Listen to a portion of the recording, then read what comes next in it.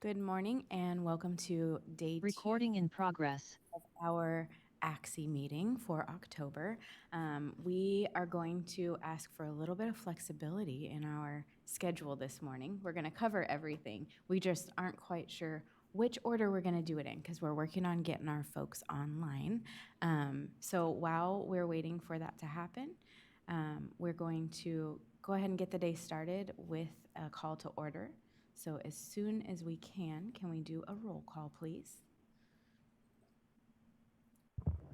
Good morning. Vice Chair Snipes, Present?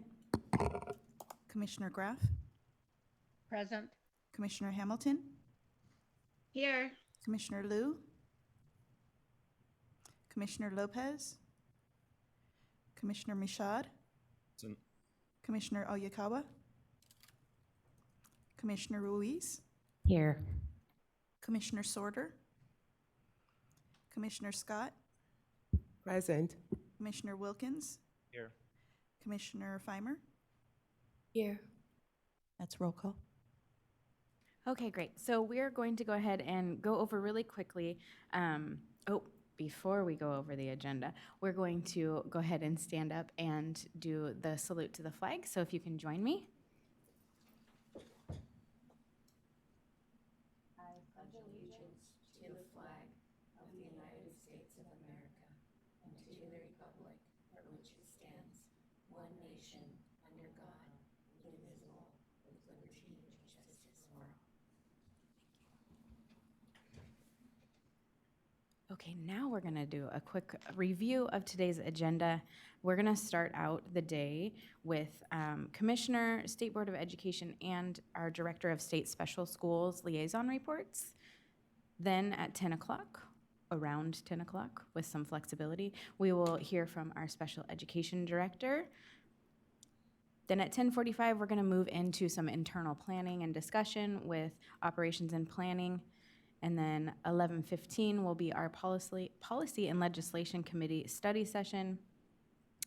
And then we're going to move into agenda building around 11:45. And we're going to end our session early today at 12:15 with general public comment, and we will adjourn after that time. So we've got a short day, but we've got a lot to go through. And with that said, I'd love to be able to turn it over to Allison to share the State Board Liaison Report. Thank you very much, and good morning, everybody. It was wonderful to see you in person yesterday. I believe that someone in the boardroom is going to be sharing my slides this morning. And I have, as usual, just some remarks about past action that the State Board of Education has taken. And on slide 2, you'll see that I have basically 3 different parts to the update. One is the past action, one is upcoming action, and then the third piece on the next slide is also just some general updates.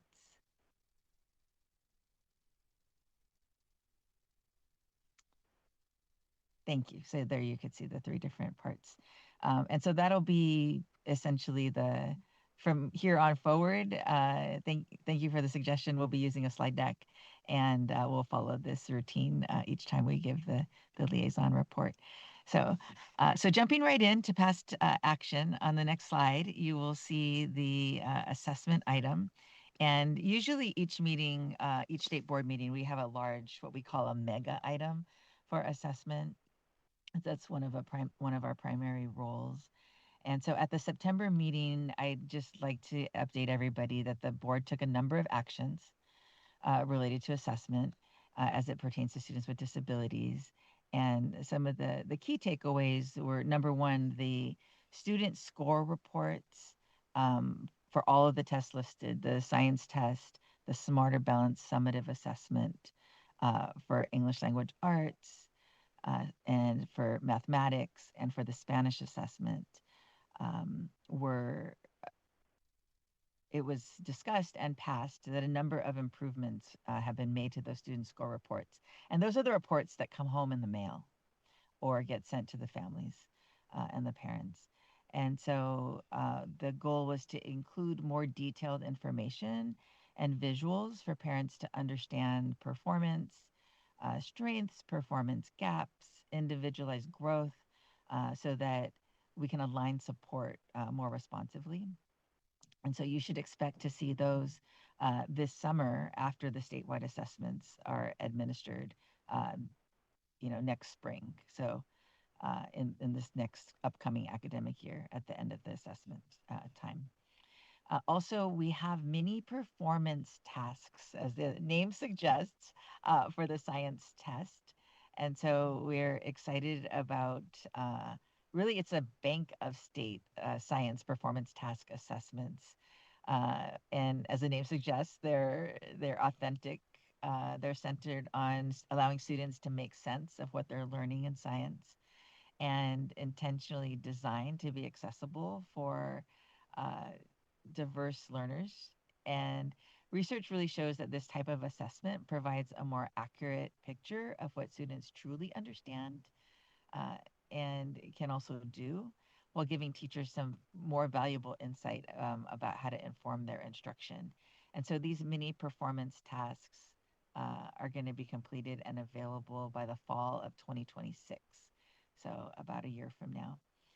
And the other assessment piece was the state board ratified a letter to the U.S. Department of Education regarding the 1% cap on the percentage of eligible students with the most significant cognitive disabilities who may be assessed with an alternative assessment based on their the alternative academic achievement standards for English language arts, math, and science. And so the state's advocacy in this area really aims to protect our students' right to an appropriate assessment. And if California is constrained by a strict national cap, some students with the most significant cognitive disabilities might be, pushed into assessments that don't necessarily suit them. So we'll be submitting that letter to the U.S. Department of Education.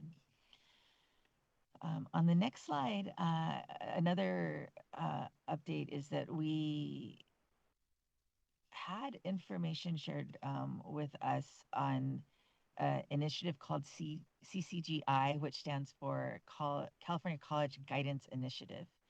And so the website's there on the slide.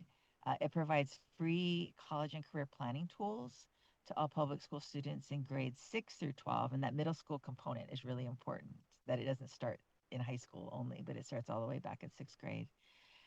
And so by summer of 2026, districts, LEA stands for local education agencies, so those are mostly districts and county offices, serving grades 9 through 12 must sign a data sharing agreement with this initiative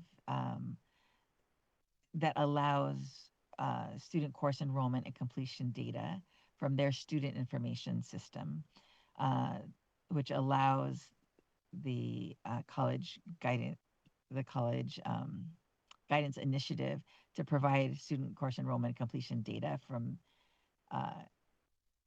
It allows like syncing of the data so that there could be regular updates, and that way there'll be transcript informed accounts for students, and they can apply directly for financial aid and admission to our UCs and our CSUs, college and universities more easily. So it streamlines things for students, and their transcripts could be verified more easily. And so we're excited and looking forward to that as well. And it'll be easier to track credits, correct any kind of credit deficiencies, tailor pathways for post-secondary opportunities. And I will just say that if we look at this initiative in parallel with the California Inclusive Access to a Diploma initiative and the expansion of the inclusive college degree programs that are happening in the state, these efforts will open doors for students, even more students with disabilities to graduate from high school and pursue higher education. And so taken in totality, these are all really important, updates and movements in the state. All right, so that finishes like what happened in the past. I want to look forward a little bit to upcoming topics, and so on the next slide, you should see a slide called "Upcoming Topics." There we go. So I just wanted to share that in this regard, the upcoming adoption for new English language arts and English language development, or ELA and ELD materials, provides an opportunity to weigh in and ensure that the instructional materials are universally designed, they're inclusive, and they're accessible. And so, that certainly is up right now, right? In that the budget allocated additional funding to help us refresh the state adoption list. Also, literacy professional development, the 2025 Budget Act included $200 million in one-time funding for professional development for educators in literacy instruction. The statute requires the board to adopt a list of literacy professional development programs by September 30th of 2026. And so the state board will be adopting criteria and guidance for adopting literacy professional development programs at the upcoming November meeting, which is happening in a few weeks. And so by establishing the statewide criteria for approved literacy programs, we can ensure that educators receive evidence-based structured literacy training, really grounded in the way students learn and what we know about brain science and inclusive practices as well. So we're excited about that. And on the next slide, there's just a couple other things coming up. One is differentiated assistance, otherwise known as DA. The 2025 Budget Act also tasked the state board with reviewing and updating differentiated assistant eligibility criteria by July of next calendar year. And that really means differentiated assistance is the type of assistance that a district gets based on their student results in the dashboard, in the state dashboard. And so there's been a state-funded evaluation on our differentiated assistance program in the state. And so the state board's going to be asked to, review that evaluation, think about how to focus resources in the state and how to get those supports to the places that need those supports the most. And so the goal of these upcoming discussions is to really look at the various ways in which districts get identified, districts, county offices get identified and ensure that the supports are targeted in the most efficient way. And it's important for ACSE to follow differentiated assistance because in many, many, many districts, they're identified for their student with disability group. And they're identified for differentiated assistance in that group or for supporting English learners, many of whom we have dually identified students in those categories. And so I wanted to make sure to share that. And then the last bullet on this page is there's two things, right? One is secondary school redesign and portrait of a learner. And also in this year's Budget Act, there was $10 million to support middle school and high schools in transforming the way we do school, right? Making them more student-centered and having more engaging learning environments. I think my colleague at the state board, our president, has said before, whoever thought that putting 2,500 students in one place and then having them move 6 or 7 times a day, was the best idea. And so we've been doing school this way for a long time. And so now we have dollars in the state of California to rethink this and make sure that we're doing this in the most student-centered possible way that we can make students most successful. And then also the California Collaborative for Educational Excellence, or CCEE, will be helping to lead that work. And so we're excited to work with them on that and other partners. And then we're also continuing to consider a statewide portrait of a learner, which, as a parent, I will say is really important to me because in addition to GPA and grades which equate a GPA. We want our students to have other skills that make them life and career ready. It could be having self-confidence. It could be public speaking. It could be understanding how to advocate for themselves, how to give back to their community.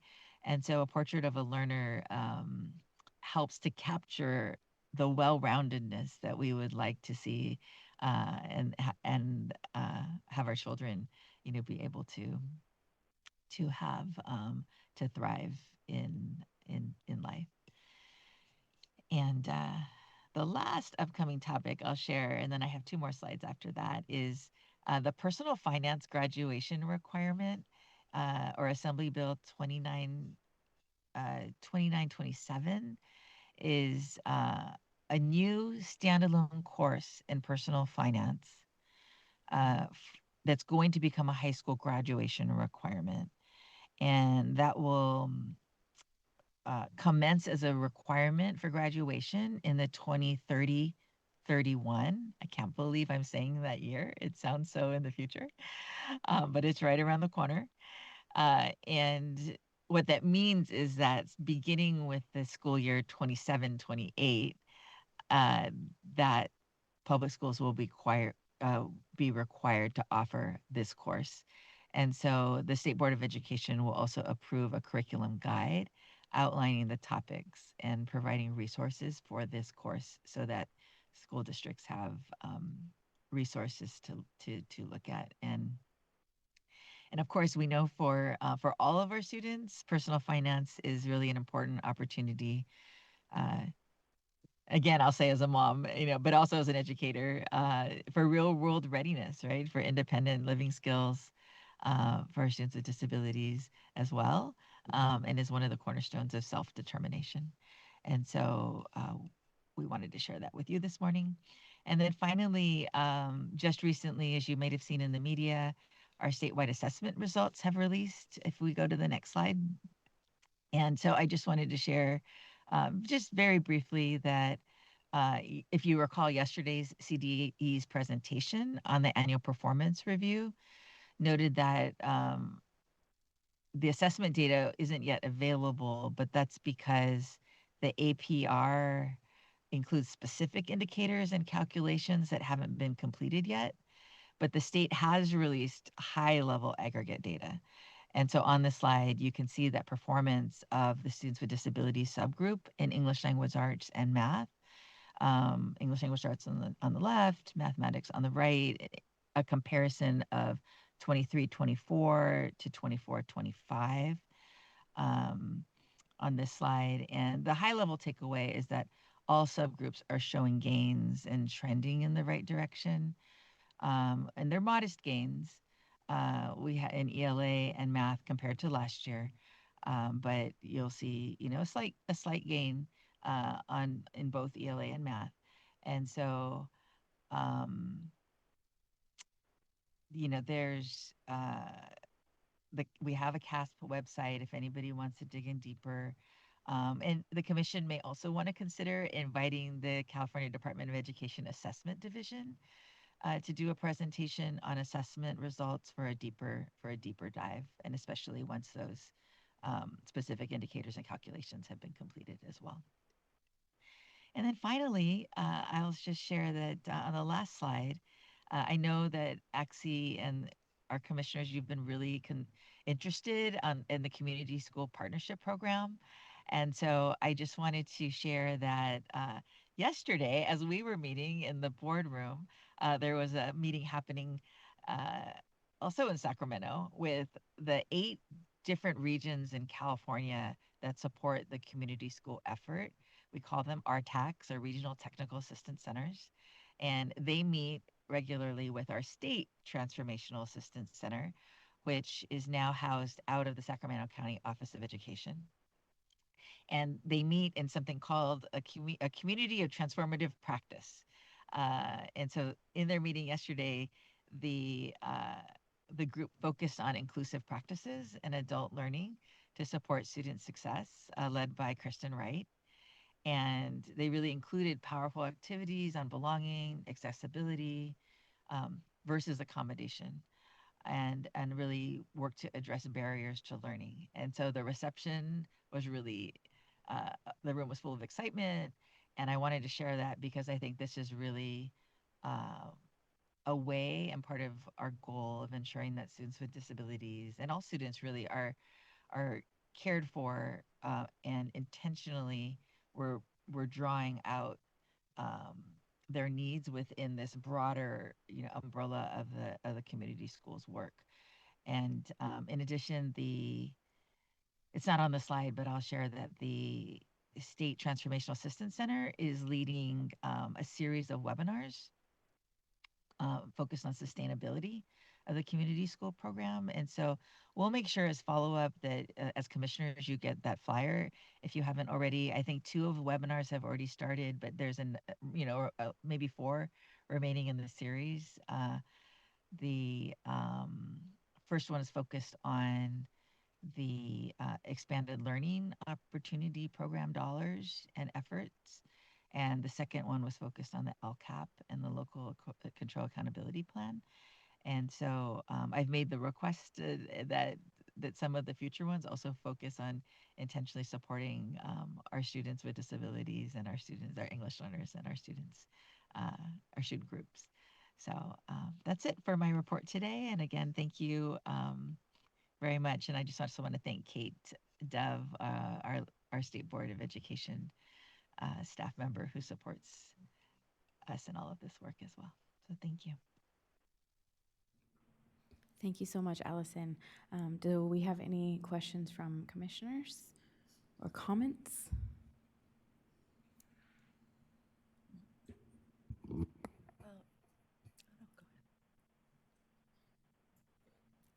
Just a quick question. Thank you very much for your presentation. It's great that we're going to have that personal finance graduation, and I was just wondering if it's a semester-long class or can it be incorporated into a year-long math class or so?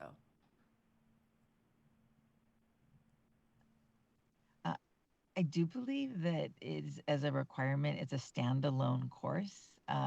It's currently already embedded somewhat briefly into economics in high school, and teachers have found other ways of sort of bringing it into other math classes along the way. But the Assembly bill specifically called out a standalone course, and so that's why I think the curriculum guide and providing the resources are so important for districts, so that we have evidence-based and the best tools out there available for districts to select from.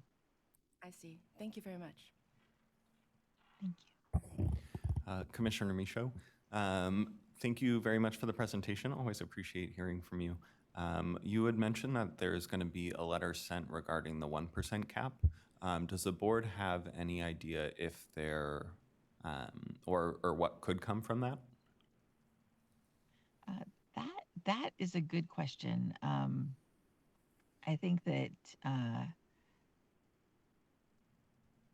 we'll continue to advocate regardless of, and some of this also is, I'm not sure what the latest news and some of the questions you had about staffing yesterday at the U.S. Department of Ed, like how the reception's going to be at this moment in time. But what I could say is that we could keep you updated on what happens as a result of the letter. In January, the State Board of Education also hears the annual performance review for action that you heard yesterday. And so I'm sure we'll have an update by then, if not sooner. And so if I could ask Kate, and we can work together to make sure that you stay informed on what happens as a result of the ask. Thank you. Mm-hmm.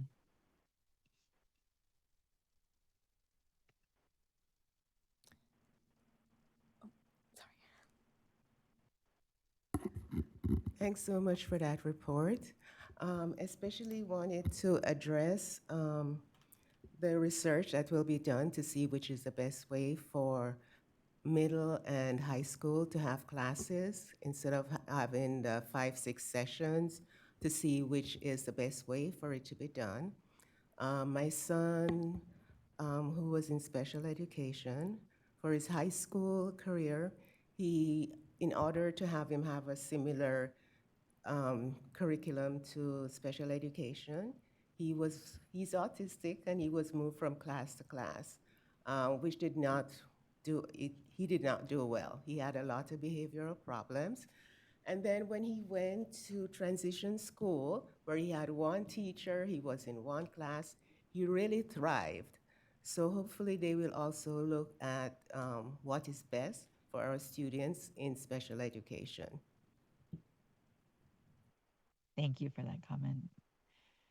Yeah, we'll continue to advocate that just like in the community school program, that as we do these larger state initiatives, that we're keeping all of our students in mind, and particularly specific, needs, so that we don't just blanket a brush, over another initiative without really thinking carefully about individual students. So your comment's important. Thank you.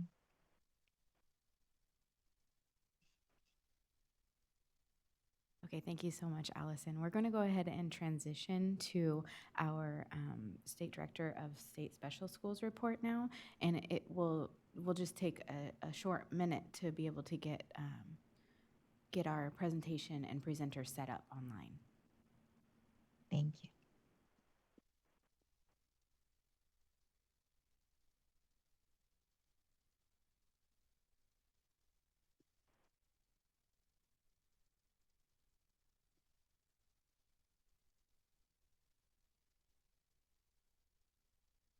Hello, everyone. Good morning.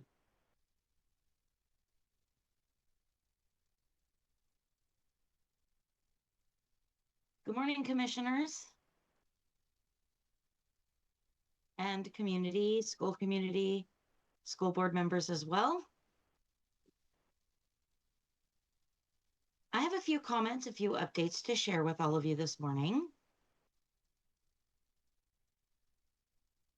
First, I'd like to share that this month of October, it is very important for us to acknowledge that it is White Cane Awareness Month. And that event is really more of recognizing and celebrating the value of the VI community and their ability to be independent using their white canes to navigate.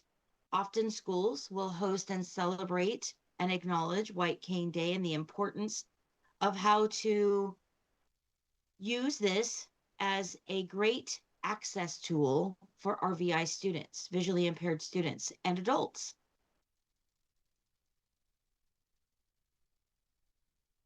California School for the Blind, CSB, had an event last week at the park in Fremont.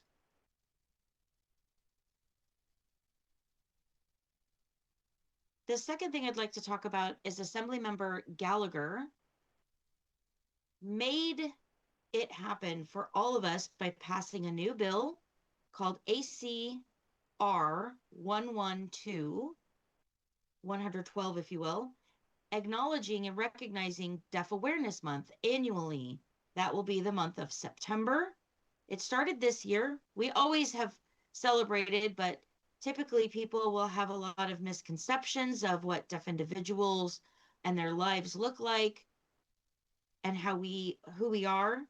So there will be an educational webinar coming for everyone to join, and that will be happening from this point forward, starting in September. We will be hosting, since September has passed, we'll be hosting a webinar next week on October 23rd at 1:30. And more details and information will be shared out to the community through the special ed listserv. So look for that. That should be happening within the next couple of days.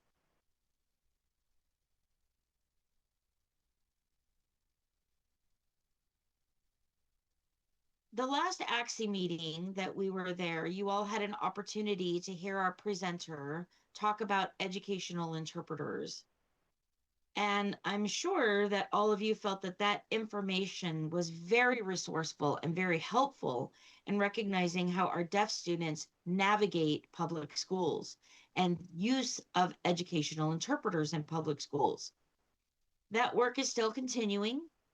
We are currently in the process of reviewing the policy pertaining to educational interpreters, trying to make sure that we're in compliance and that we are meeting the current needs of educational interpreting, of students accessing their education through educational interpreters, both in urban and rural areas across the state of California. As you know, the interpreter shortage is very real and often will be utilized through various different avenues. For example, virtual students who live in rural areas can access, rather students who live in rural areas can access interpreters virtually, or they could reconsider different school placements as well. There is a litany of different options available when there is an interpreter shortage in person, and we'll be providing more resources and support for those students that go to those various schools across the state of California. Deaf education guidelines is another area we've been working on. We will have our final stakeholder work group that will be happening next month in Sacramento. That deaf guidelines will also include one specific chapter focusing and dedicated on educational interpreters, including CART, which is real-time captioning, all of the technological aspects to meet and provide reasonable accommodations for deaf students and where that's headed and what kind of schools can go to which areas are in their districts, what office programs they have available to them, what deaf schools are resources to them, private schools as well. This will be a very helpful resource tool as school districts navigate this process for their students that they have in their programs. Last but not least, you know, the Science of Reading bill just passed, AB 1454. This is a huge setback for our deaf and visually impaired students because the science of reading is not a one-size-fits-all. So we need to make sure that we're addressing this concern. The science of reading focuses on phonetic instruction, and that is not the way that our deaf students learn how to read. They can't rely on phonics. There are other reading approaches that can be utilized to teach our deaf students to read, and it's a critical concern that we'd like to address right now, and that's another area we are working on. It's one of our top priorities in my division to focus on our deaf and VI students, because our VI students use Braille and different reading processes. They don't rely on phonics only. So again, this is another process we are working on and how we can make this accessible and successful for all of our deaf and VI students. Thank you for your time. I am open to any questions if there are any. Thank you so much for your report. I learned so much from you, and I really appreciate you calling out the need to have alternatives to the science of reading to accommodate for all the different types of reading comprehension that's out there. And so I just really appreciate that information, and I'm kind of looking forward to hearing more about what alternatives we find and hearing about those. So thank you very much. I'll open it up to any questions here. Yeah. Hi, Commissioner Ruiz. It's always a pleasure to hear from you. Your passion just comes through, and I was able to reach out to you recently about a prospect for interpreting, and you were right there to assist me and her. I just appreciate you, period, and thank you for your report.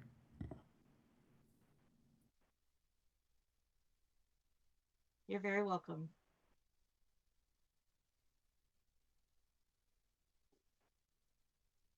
I want to make sure that the commissioners online, if they have any comments or questions. Thank you. This is Commissioner Graff.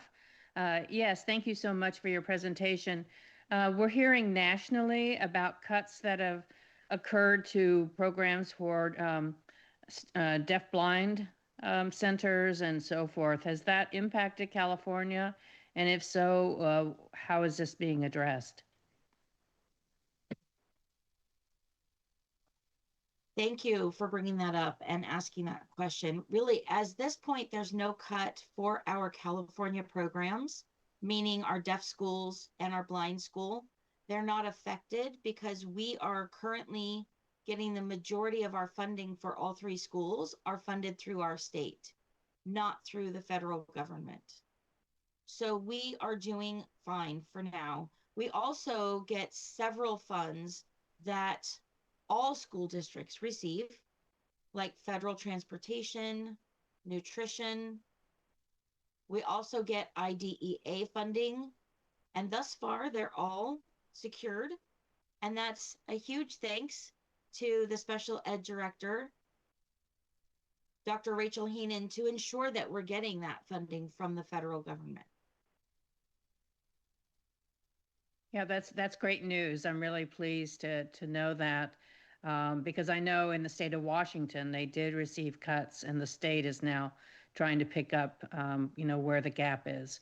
So I'm pleased that California was proactive in that way. So thank you so much. Yes, absolutely. Definitely. I agree. We are very fortunate that California is very progressive and very supportive of our deaf and visually impaired students and their needs. And we appreciate that greatly. Thank you for acknowledging that.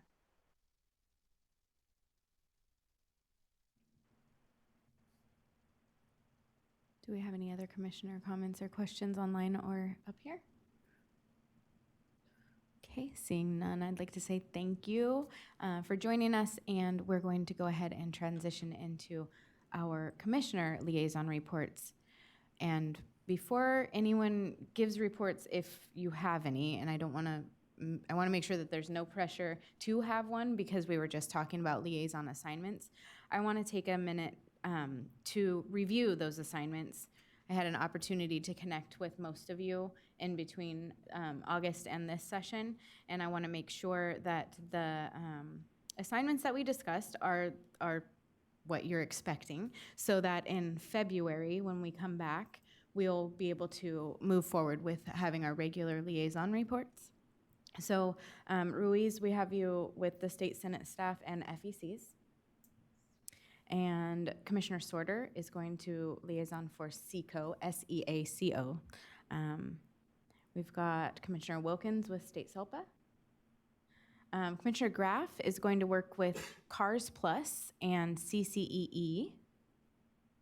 Commissioner Liu, we have you with the State Assembly staff and CSBA. Okay. Commissioner Lopez is going to continue with the California Speech Language Hearing Association. Commissioner Scott, we're going to work together on connecting you with a mental behavioral health organization so you can take on that, and we really appreciate you filling that gap. Commissioner Hamilton, we've got with California Charter Schools with co-liaison with Commissioner Michaud. Commissioner Oyakawa will continue with the California Hands and Voices and State Special Schools. I, Commissioner Snipes, will continue with the statewide system of support. And Commissioner Notch, Chair Notch, will work with the State Superintendent, State Board of Education, California Teachers Association, and CSEA. I want to make sure that I cover all those things. If we feel like we have additional gaps, please make sure that you reach out to us in between meetings, and especially if you have any suggestions for student or mental behavioral health, because we want to make sure that our new student commissioners also have folks that they can start a liaison relationship with as well. In addition to that, we do have a slide deck that has been shared with us that's 508 compliant, and we're hoping that we'll be able to move forward with having our liaison reports entered into that, much like we saw with State Board of Education, just so that we have a visual to go along with what we're saying. So with that, I want to give pause. Does anyone have a liaison report that they'd like to share at this time? Ruiz. Commissioner Ruiz, at this time, just giving a small report for the FECs that I liaise with. Not a whole lot going on, except everything's going on. We're in every conversation now, which is wonderful. And we're just all over the place, whether it's outreach events here in Sacramento or throughout the state. And I just highly encourage that we keep FECs in the conversations. We can really be a partner with all of the agencies that we work with, that we talk about here. We've been at a lot of conferences in Sacramento lately, just reinforcing what we do and who we are.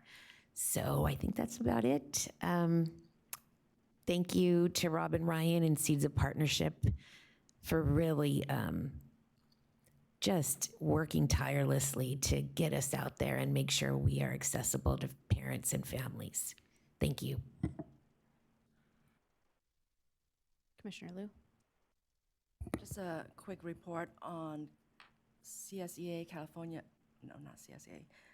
School Board Association. They'll be having their annual education conference in beginning of December, and they said that a couple of sessions will be on better understanding of special education. That's it. Commissioner Graff. Thank you. Yes, the Cars Plus convention is going to be in February. Let me just bring that up here. It's going to be February 20th and 21st, and it's going to be in Irvine. So I just wanted people to know that since we won't meet again until till February. And then there's also going to be the California Council for Exceptional Children Conference in San Francisco, and that's also in February 24th and 25th, and I can send out links to either one of those organizations and to their conferences. Thank you. Thank you. This is Commissioner Michaud. We are in the fall, which means it is prime renewal season for charter schools throughout the state of California. This is going to be the second crop of charter schools that are going through renewals under the new laws, AB 1505, that we've talked about quite a bit over the last couple of years. And related to that, I'll be doing a presentation for the El Dorado County Charter SELPA next week, I believe, around special education and renewals. And so look forward to that opportunity. Great, thank you. Do we have any other commissioner reports? Okay, I'll round it out really quickly.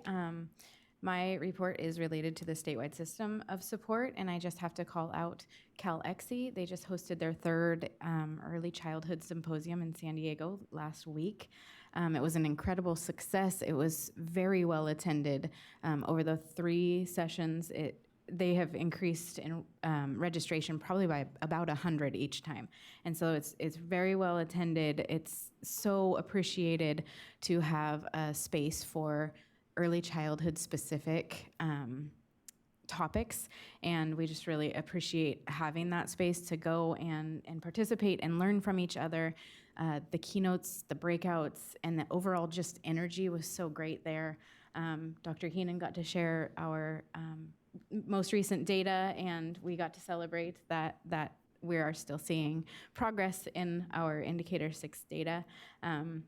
And I just want to give a shout out to everyone associated with ACSE for the amount of work that it takes to put on an event like that and how smooth and seamless it went. So lots of appreciation there. Also just sharing that CCEE will be having their Connecting California webinar that's on November 12th. It's virtual. Obviously, that's what a webinar is.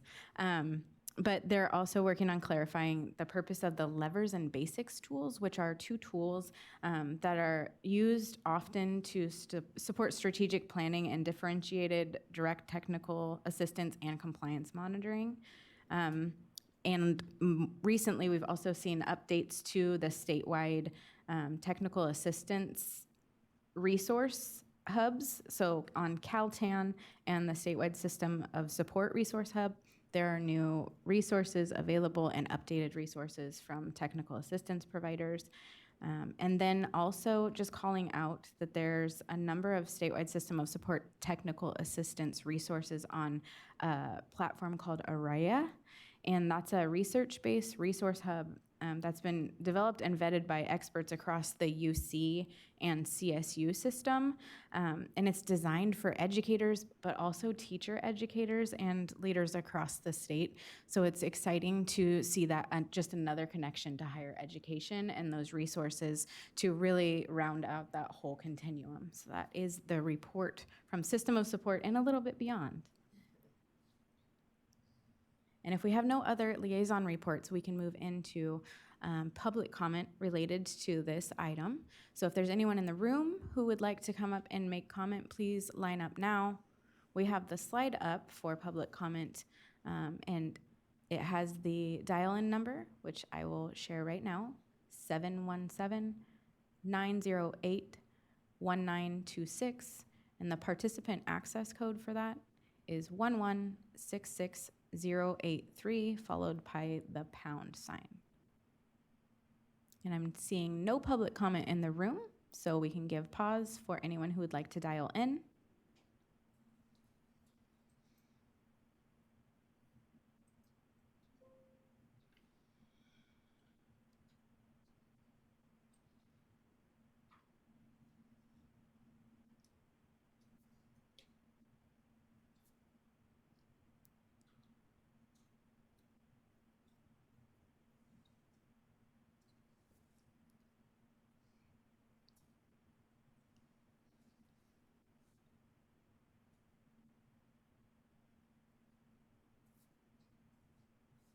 Seeing no callers online, we're going to take a short break before we get set up for our state director's report.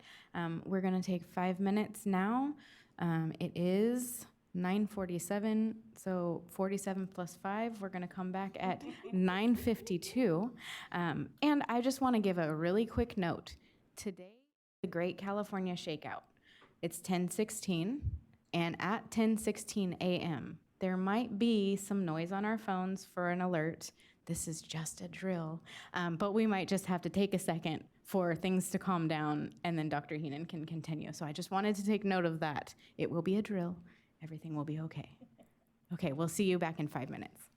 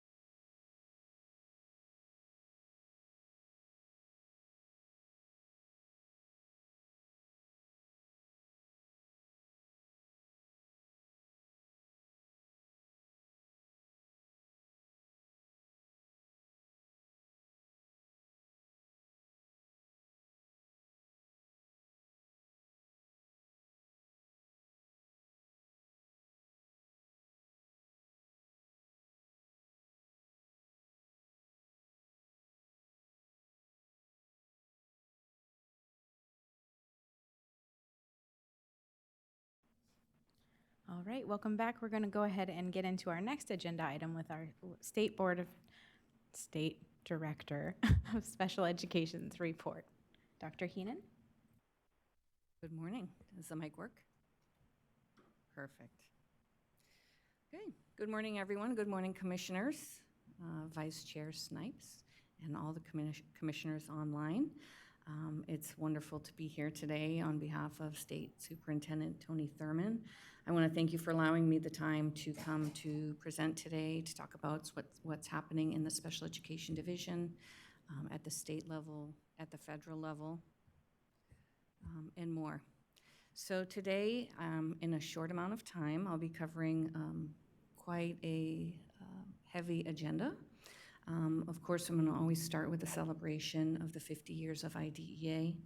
I'll provide just a few comments about some federal updates. I'll share with you some of my messaging to the district's SELPAs and LEAs this year, despite some of the challenges that we're facing.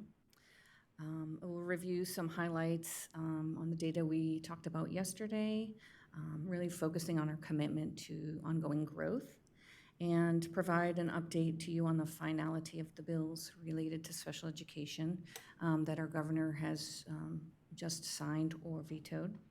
And last, as always, I'm here to provide resources to our community for support and our continued learning together. So first, I'd like to remind us all, and we talked a little bit yesterday from Ms. Perella on her favorite history, and the history and the celebration we have this year for the Individuals with Disabilities Education Act. There's some fun facts on the screen that you can take a look at, but specifically November 29th, coming up, marks the 50th anniversary of the Education for All Handicapped Children Act, otherwise known as Public Law 94-142. And as you know, this was landmark legislation guaranteeing students with disabilities the right to a free and appropriate education and to be educated with their non-disabled peers. 50 years ago was not that long ago, especially from someone who is over 50. This law was renamed, as most of you know, the IDEA, Individuals with Disabilities Education Act, not until 1990. So think of where you were at 1990, and I can recall where I was, so it wasn't that long ago. Some key milestones, and again, where were you in 1975, if you were born, when President Ford signed Public Law 94-142, establishing the right to special education and related services? 1975, not that long ago. 1986, where were you in 1986? Because at that time, the early intervention portion was added to IDEA to support our infants and toddlers, our Part C of IDEA, 1986. In 1990, I just graduated from high school the year before that, and that wasn't that long ago. It was renamed the IDEA, introducing transition services and autism as a disability category, not until 1990. And in 2004, we had alignment with the No Child Left Behind Act, emphasizing accountability and evidence-based practices in schools for our students with disabilities. And now we celebrate the 50th anniversary, 5 decades of progress, equity, and a focus on inclusion when possible. Again, California serves now 87,000 students with disabilities. 87,000 will continue to promise and fulfill the promise of IDEA, where every student receives an IEP or an individualized education program in their least restrictive environment, according to their IEP. And families are partners in this work, in the educational decision-making, and schools are held accountable for measurable outcomes for our students. So I just want to reiterate California CDE's commitment is, again, high expectation and inclusive learning for all students, collaboration among educators, families, and agencies, and continuous improvement through professional learning and innovation. So together we do celebrate 50 years. I look forward to the next 50 years to recommit ourselves and our focus to excellence and equity for all our students.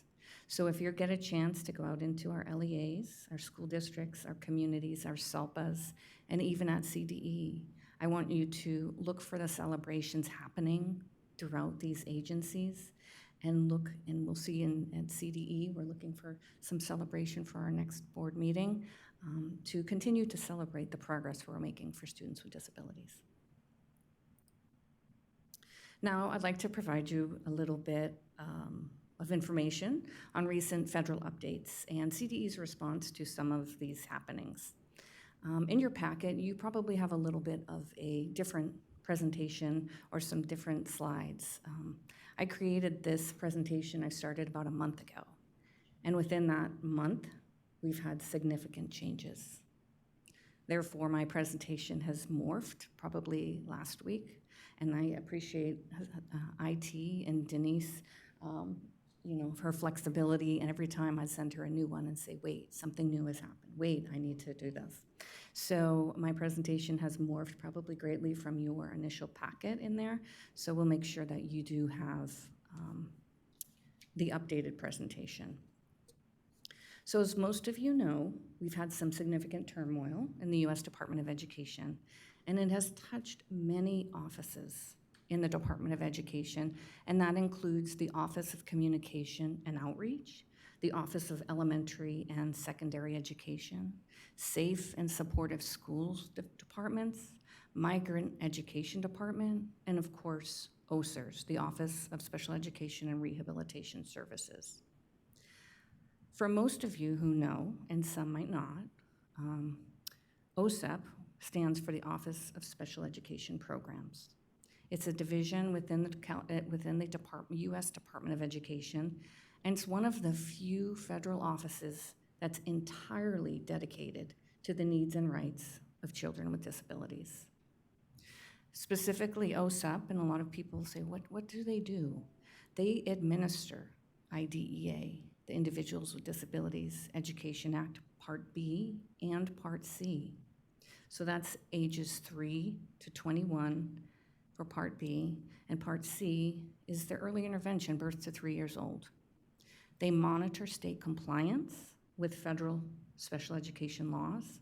They provide us guidance, resources, technical assistance to states, districts, educators, and families. OSEP also provides us policy letters and memos on interpreting the law. When it gets very complicated and complex, we look to them for guidance. They distribute our federal funding for students with disabilities. And they support national initiatives and data collection to improve outcomes for students with disabilities. Our vocational, on the other side of the umbrella, Vocational Rehabilitation Administration, is the second branch under OSERS. And they focus on ensuring that people with disabilities are set up for a future of success with training, employment, independent living, and so much more. So these offices are critical in supporting the needs of all our students with disabilities. And as most of you know, there has been a reduction in force lately, but there's also been some recent stays, some court decisions, which have, at this moment, kept staff or will return staff in place. However, I have to tell you that, like I said, I planned for this presentation a long time ago, and last night I decided to kind of switch things around a little bit and just write a little bit about this portion that I just really felt in my heart it was important to know. So a whirlwind of changes have really been hard to keep up with, and our world seems to have been turned upside down in special education. And thus, the presentation continues to change. Last night I decided to write this, echoing some of the state agency work and messages in special education divisions across the country. I want you to know that we recognize these recent changes at the federal level, and it creates extremely challenging times for everybody in our field, and especially those who are caring for children with disabilities. But despite this turbulence, our commitment in California remains steadfast. to protect the rights and improve outcomes for students with disabilities in this great state.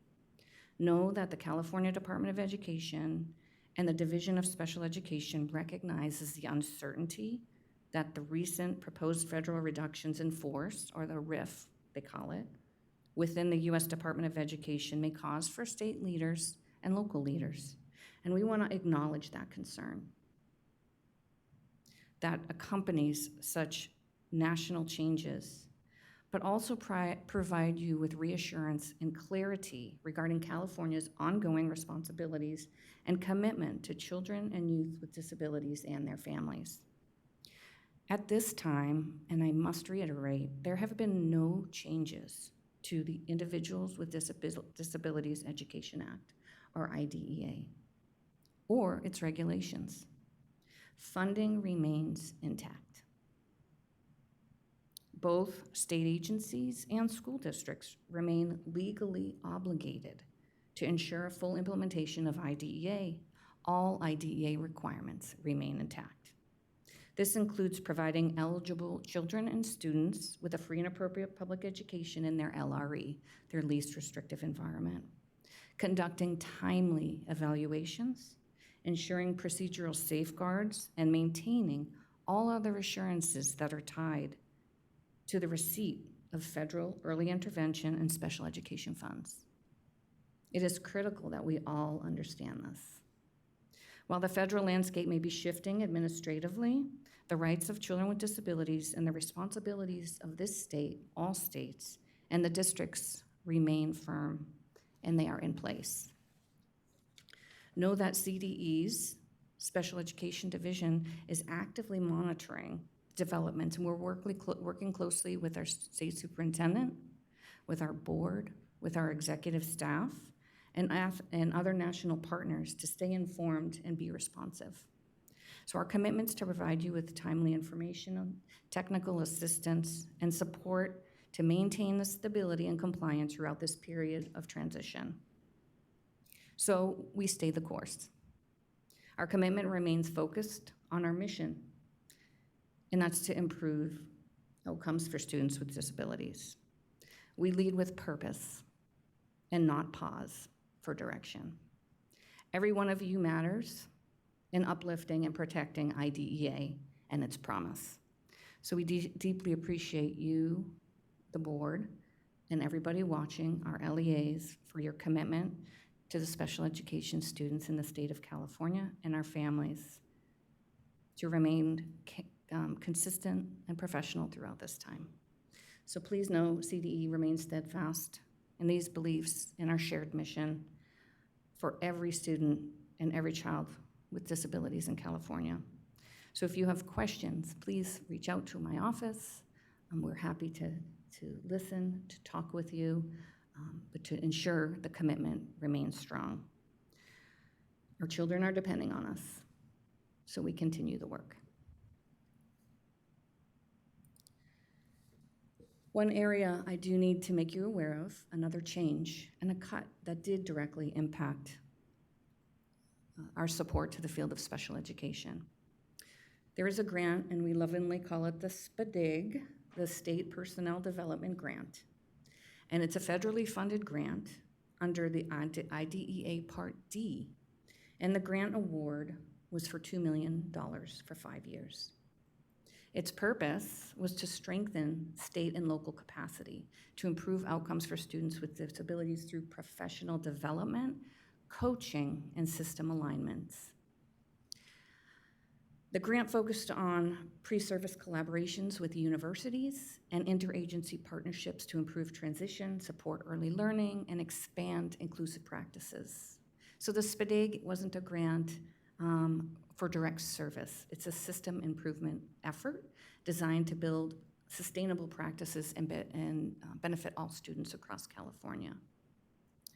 Unfortunately, in September, or last month, we received notification from the U.S. Department of Education that it had officially ended California's SPDIG, or State Personnel Development Grant, due to our ongoing commitment to diversity, equity, and inclusion. And that those priorities did not align with the U.S. Department of Education's priorities. So at this point, the CDE was given 7 days to appeal. Of course, we appealed, but unfortunately, on September 30th, we were notified that the appeal was denied. Napa County Office of Ed was the primary entity receiving those funds and employing its staff for the SPDIG grant resources.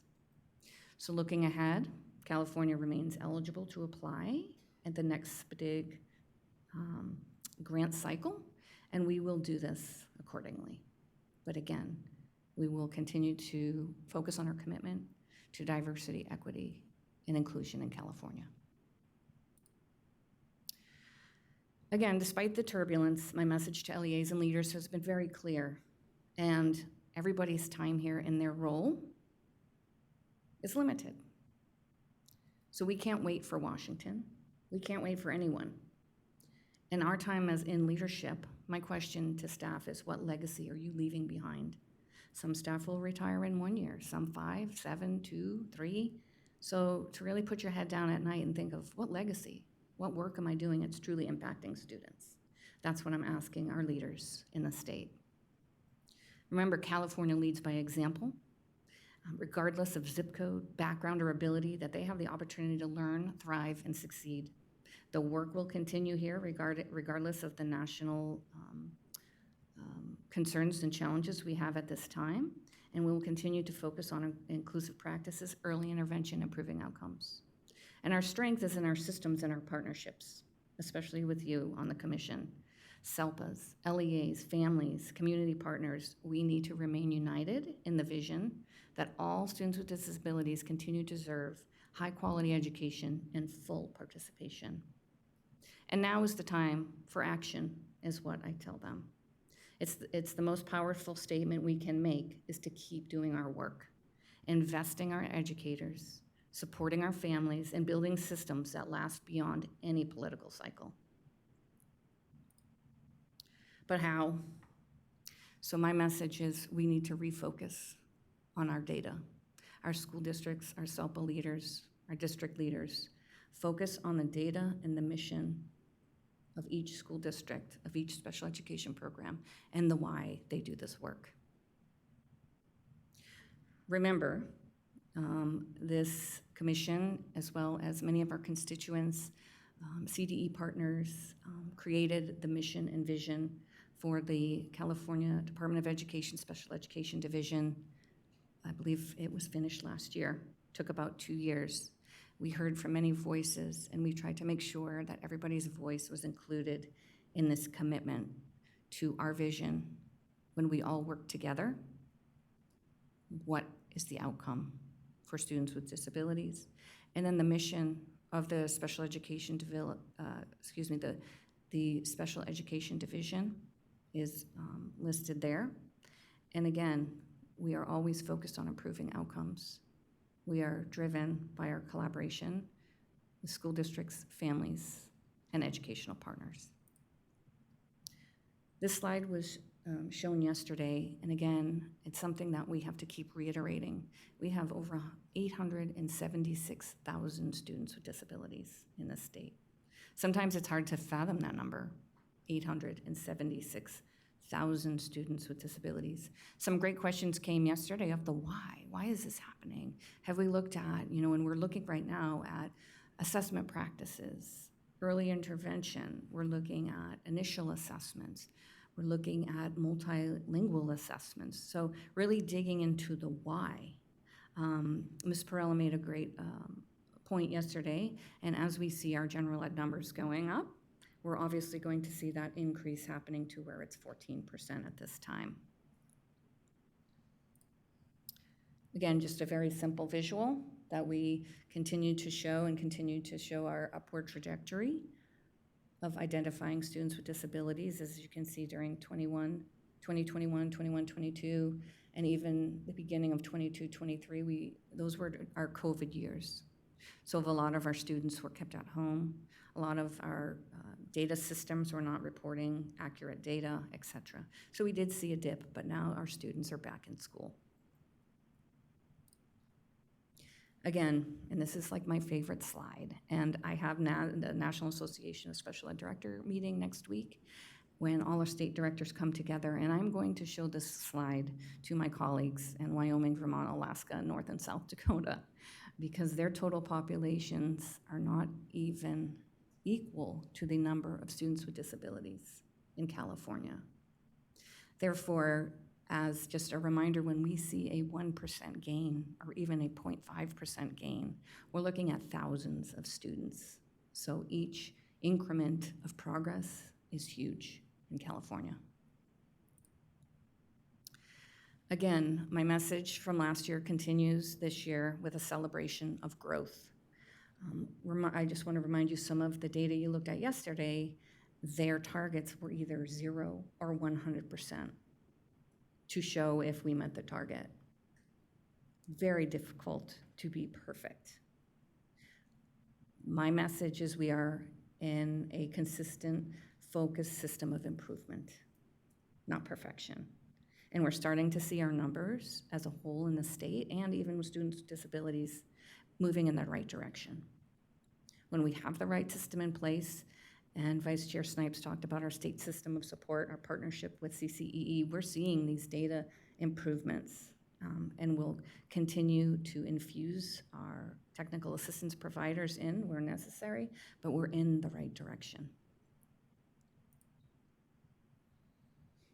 Ms. Pearl also talked about our inclusion story, our story of inclusion, and she went over a few of our data points related to indicator 6, which is our preschool, our little ones, and the inclusive data that we're seeing where now almost 1 in 3 students are receiving their education in their preschool setting, and their services are embedded in that preschool setting. And I think some people are like, don't understand the challenge that can be with state regulations regarding our state programs. And I just have a quick story of being in a large district before I came to CDE, where we had over 300 students in a in a building that was just for students with disabilities.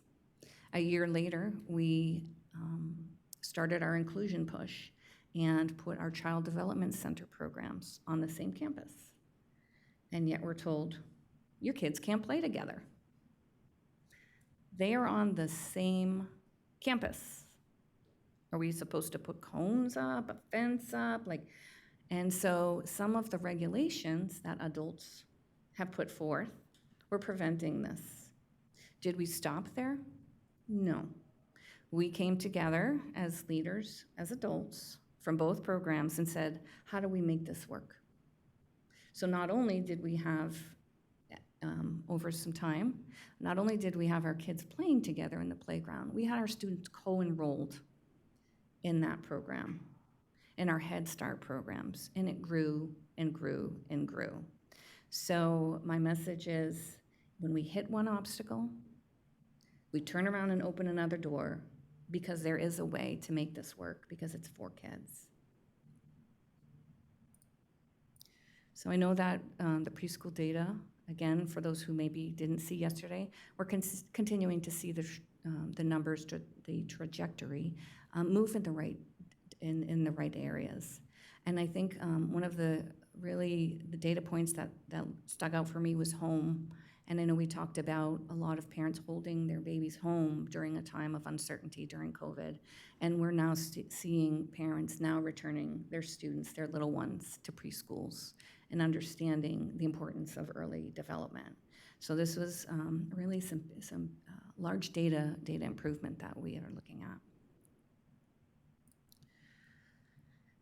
Least restrictive environment, again, these are our students who are 5 and up in kindergarten through age 22 years old. And again, the bottom highlights the percentage change. A 1.22% change is significant. And we will continue to work on this. And we still have our state partners in SIP, and we still have our partners at ACSE and every state system of support partner working on including our students as appropriate and when appropriate. And I just want to touch on, I know we talked a little bit about ACSE and Dr. Moore, Shelley Moore's message, and it really hit me that we spend so much time talking about how to fix the system, how to make students assimilate better into a system, to eradicate different behaviors. And it really struck me after that, really thinking about the support and resources that we pour into trying to fix and improve the system, where maybe our mindset needs to change, and that we're focusing on how do we make the environment more accessible to these students, to work on our thinking and our mindset of teachers and adults, because for kids and other children, they don't see these differences. They see a playmate. They learn about empathy. They learn about belonging, etc.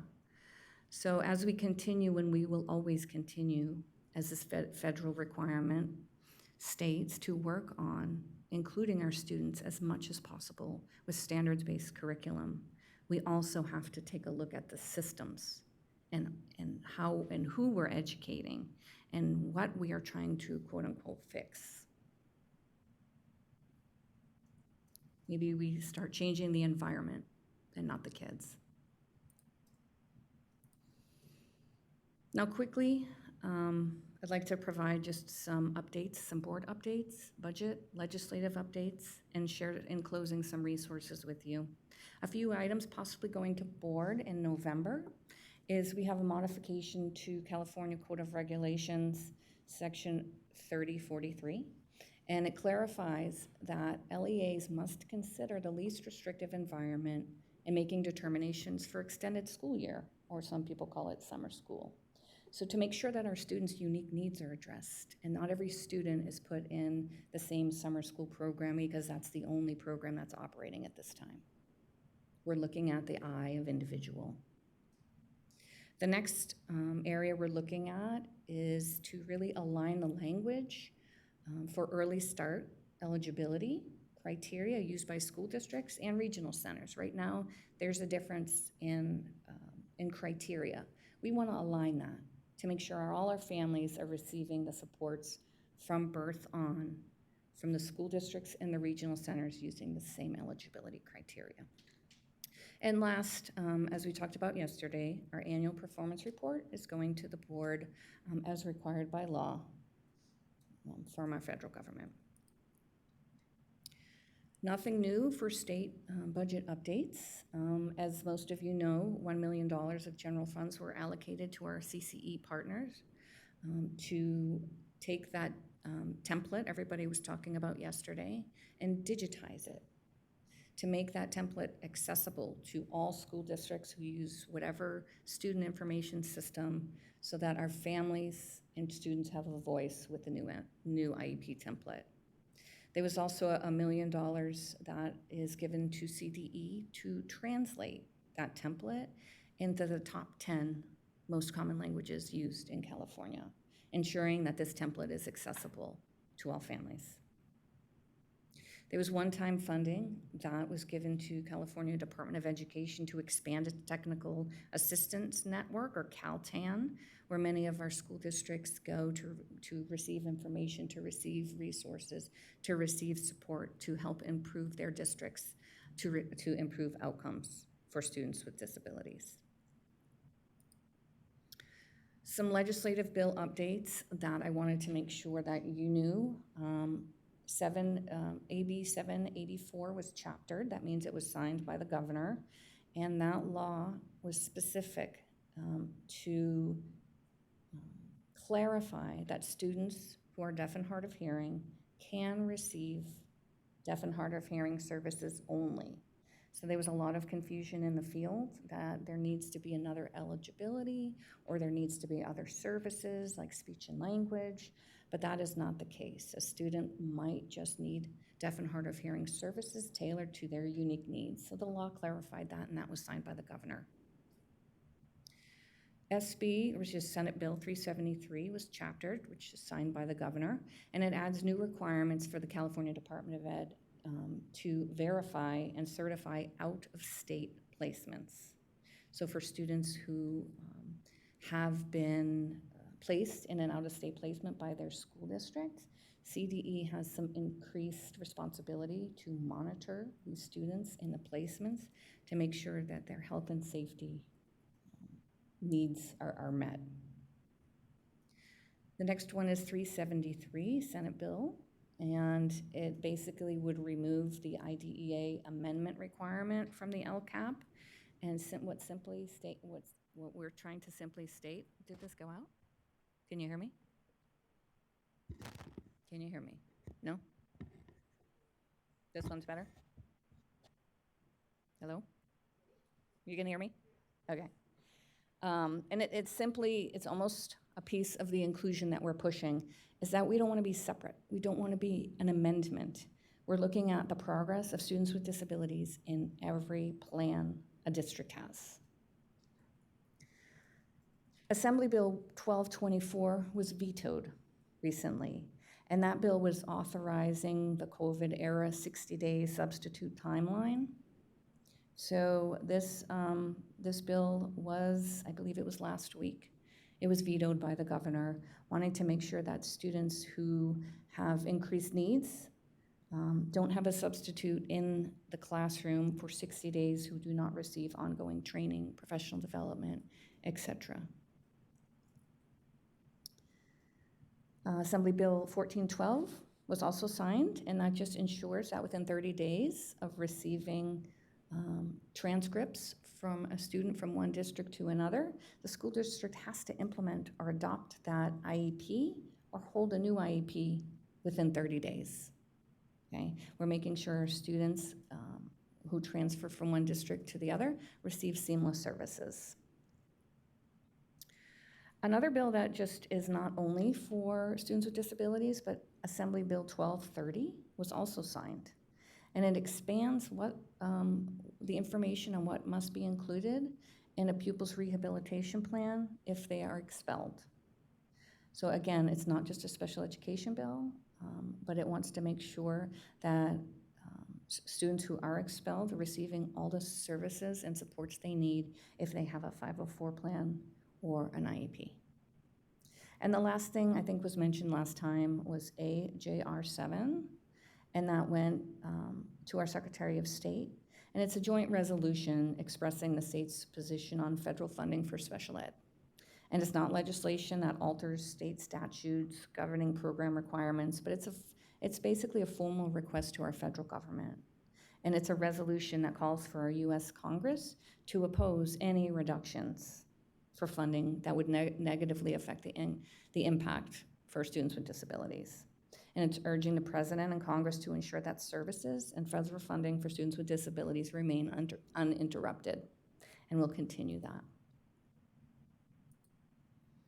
And the last thing, I just want to leave you with some resources, as I like to do each time from our Special Education Division, to make sure that the support and this ongoing learning is in collaboration across LEAs and given to our parents and to our communities as well as our teachers and leaders.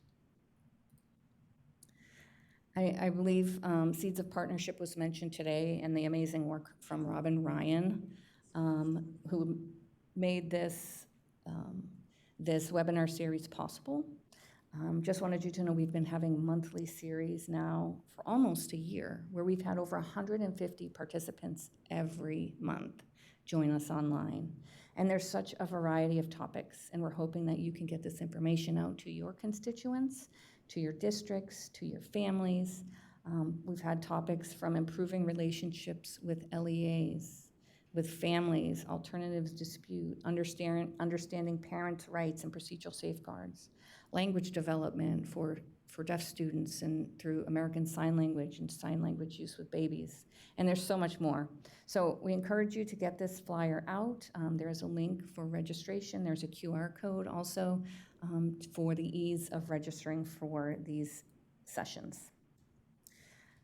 Ms. Perella talked yesterday about our APR handouts for parents and families, and we're really, really proud of this connection to the data.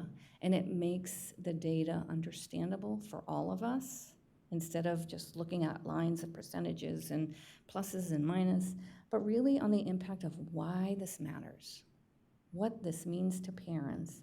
And there's a section even in there on supporting your students, which you can do at home to improve and support children in this area. So really proud of these handouts, and our system improvement leads are still also helped create these. And so we're asking for parents, it's almost interactive. There's links in there that provide feedback. You can provide comments on the data. You can provide comments on the tools. We just want to hear from everybody on what they think of these reports, the data, and maybe give some suggestions for improvement. We're always looking for that as well. Our constituent support office came up yesterday. Again, I would just want to make sure that those families or people watching understand that this is a resource. This is your connection to our special education division, where we can swiftly connect you with the appropriate resources, the appropriate departments, and answer questions for you, and sometimes just listen. That's what we need to do. So please just make sure this information gets out to districts and family empowerment centers and everyone, so we have that consistent communication and improved communication with our communities. And the last, I want to make sure that our LEAs know that we have some really exciting presentations coming up, and also for our communities, that we're focused this year on improving outcomes for what we call our duly identified students. And these are students who might be identified as having an IEP, but also are an English language learner. Their needs are very unique. And so we have some special training for LEAs, for teachers, for leaders, on just key considerations on reclassifying students with disabilities, what that means, some intensive training, just really to focus on those English language learners who also may have a disability. And just lastly, just to highlight the collaboration we're doing, I think at the top of the page, there's some collaboration partners we have, but also with our Multilingual Services Division, or we call them MSD, and we're working in collaboration this year to present at several different conferences, and CABE is coming up, California Association Bilingual Educators, and just doing a lot of work with them, because as you looked at the data yesterday, we have a lot of students with disabilities who are multilanguage learners, or English language learners as well. And again, we can't do this work alone with 870,000 students with disabilities. So in closing, I just wanted to share a little message from one of my favorites, Dr. Jane Goodall. And she recently passed away. I believe it was October 1st of this year. She conducted an interview, and maybe some of you have seen this, prior to her death, and was leaving a message for us all. And it really spoke to me as well in the work that we do today. She spent her life showing us that every individual makes an impact. And the question is, what impact will I make? Her message reminds us that hope is not passive, it's a call to action, and to use our voices, our choices, and compassion to create lasting change. And through her work with people, animals, and the environment, Dr. Goodall embodies what it meant to leave a legacy, rooted in purpose and care for our planet. And as you watch this clip, I just ask you to reflect on your everyday actions, small or large. Contribute to the world and what you're going to leave behind, the legacy you're going to leave behind in our work together. Supporting students with disabilities. And this aligns with my message, as I said earlier, to our special ed administrators this year, and truly to think about what impact you will make.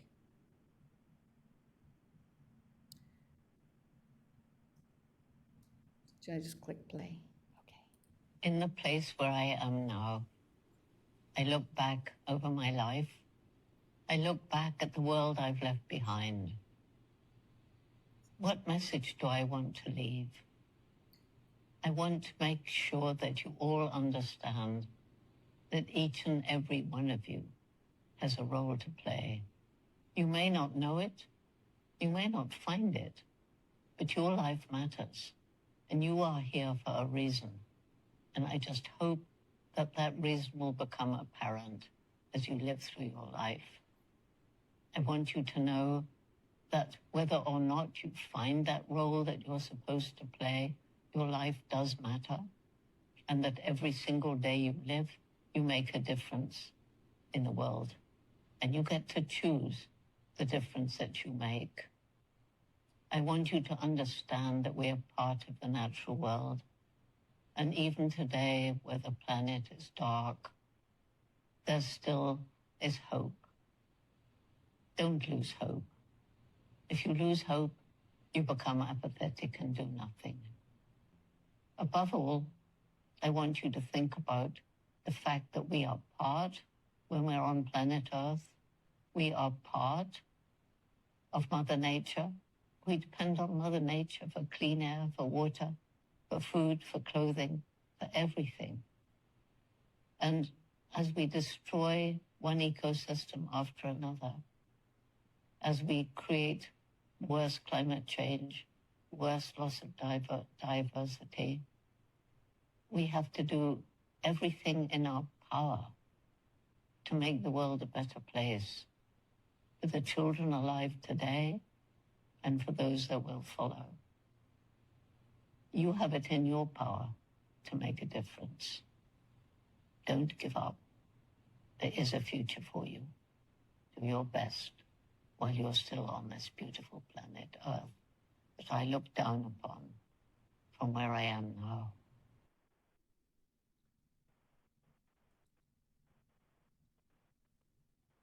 Powerful. In the place where I am now. So on behalf of CDE, I want to thank you for your time today. I look forward to our continued work together, to making a difference, to leaving that legacy behind. So thank you for all you do to support our individual goals and outcomes for students with disabilities in California. Thank you, and I'm happy to take some questions. Thank you so much, Dr. Heenan.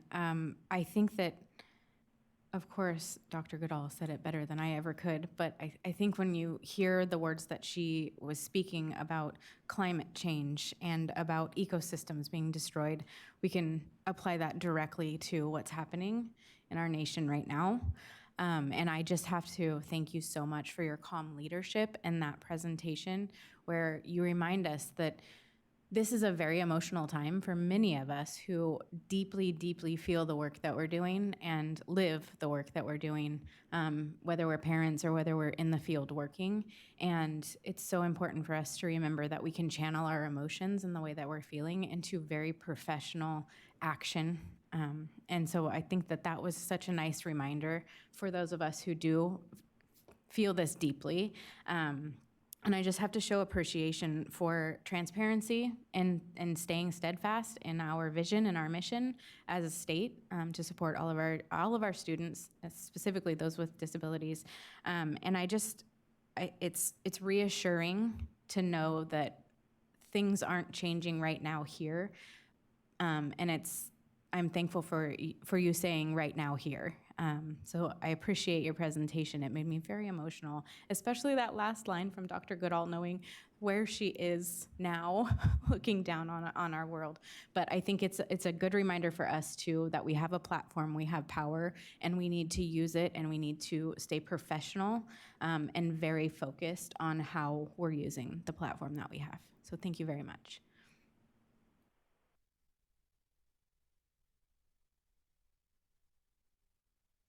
Commissioner Ruiz. First of all, I want to echo what Vice Chair Snipes said about your transparency and your leadership. I also just want to say what an honor it is to be working with you at this time on this earth. Just who you are. It's wonderful to work alongside you. I also want to say, with regard to legacy, as a parent, we used to share information and resources in parking lots and cafeterias and homes, and we will always do that. We will continue to do that to all parents and spread the hope, because that is really what keeps us going. When you receive a diagnosis or you're in a certain space of special ed that can be scary. That's where other parents will always continue to bring the others along. Also want to say that challenges are opportunities. Also want to say that I love when you talk about systems change, because the number of special ed students is growing. It just continues to grow. When my son was diagnosed back in 1999 or 2000, it was like 1 in 166. And now it's like, yeah. So I think we really do need to consider just flipping the whole thing and providing education to all students and let that trickle down. What else? We'll find ways. I want to say too, like I always remind, nobody should suffer or be isolated. And that our students that we're focusing on now, 18 comes really fast, and they will be adults contributing to our communities and our society, paying taxes, and just being delightful. And just want to keep that in mind. So again, thank you so much.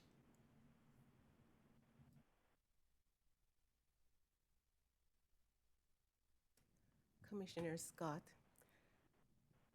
I'm sure a lot of the parents in California are very thankful for the continued support of our governor and all the staff who work in Department of Education, for the continued support of programs for students with special needs.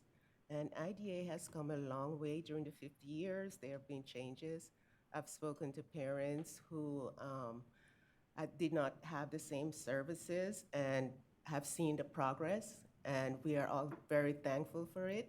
And we're very thankful to be in this state that continue to support students with special education.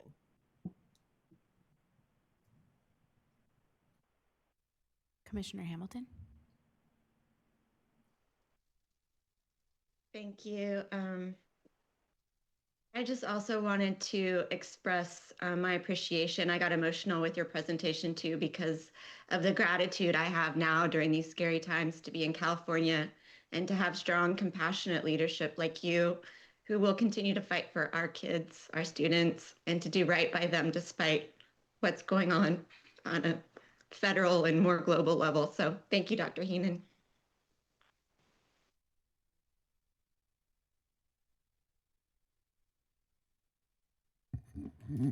Hi. I just had one comment on LRE numbers. It's really exciting to see those trends going in the right direction. I did have a question specific to 5C and some of the out-of-state placements. You spoke to the fact that there's going to be some more oversight by CDE. Is there any initiatives to try and bring some of those students back to the state of California? So there are always initiatives within the IEP process. That is something that needs to be looked at, and usually these placements have IEPs within every 6 months to review progress and always to return with the goal of returning these students back to their school districts, into their schools as much as possible, but to make sure they have the support to be successful. So the initiative really is that continued education with our LEAs, our SELPAs, and even these out-of-state placements. And when I was in a district, I always used to say, these are my kids, so I'm always gonna bring them back. And so that's kind of where, where the push is through the IEP process when the student is ready. Thank you.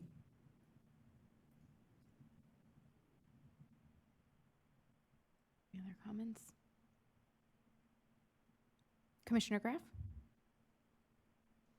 Thank you so much. And Director Heenan, thank you for your steady and calm leadership of the division and your advocacy.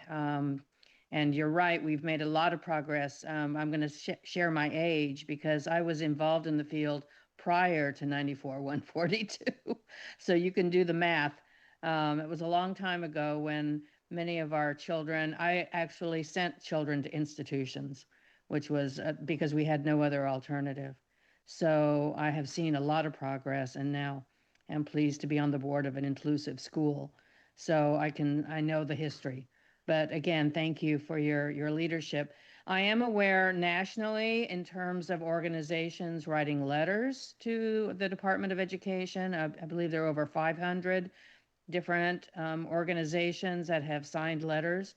Would it be helpful for the division or for us in California for the advisory commission to write a letter of support, or would that be with outside the realm of our our charge?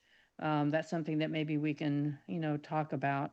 The other issue that I have has to do with substitute teachers, because I believe that students with disabilities have substitute teachers at a higher rate than any other subgroup in California. And I believe, somehow we need to get a handle on the number of substitute teachers, the length of time, obviously, and then the training that we have. So maybe that's something also that the advisory commission, through its Leg and Policy Committee, can take a look at. But again, thank you for your leadership, your strong message to everyone. We really appreciate it. Thank you, Commissioner Graff. Okay, let's move to public comment related to this agenda item. If there's anyone in the room, please line up at this time to make your comments, and if we can also display the slide with the dial-in information, that would be great. And it looks like we do have one public commenter in the room.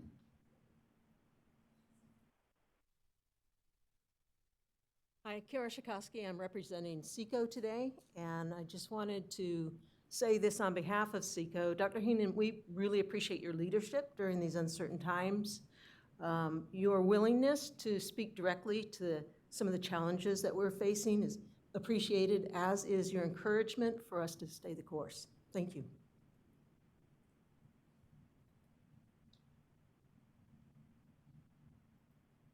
Seeing no other commenters in the room, we'll give a minute for anyone to dial in using the number 717-908-1926 with the participant access code 1166083, followed by the pound sign.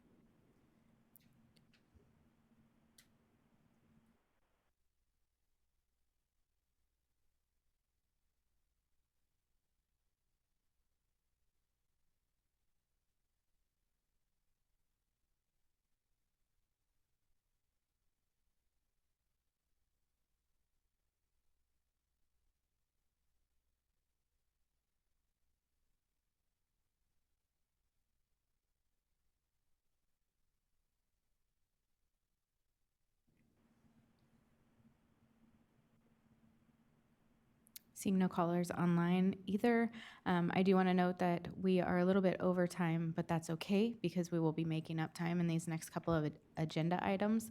I do want to honor that we had a break scheduled, and if it's okay with everyone, if we take 5 minutes rather than the 15 minutes that was scheduled, just for us to take care of our personal needs, and we can return.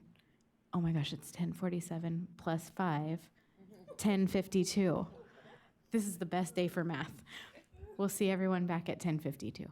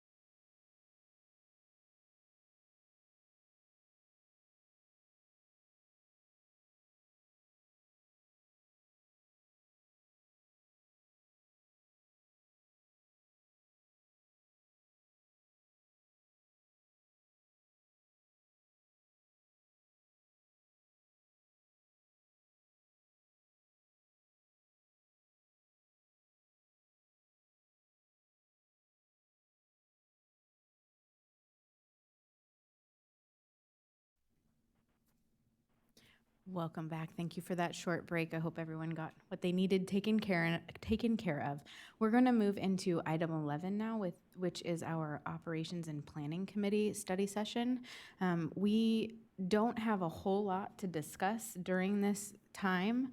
It's about confirming our committee assignments and making sure that we have the folks who are on each committee represented.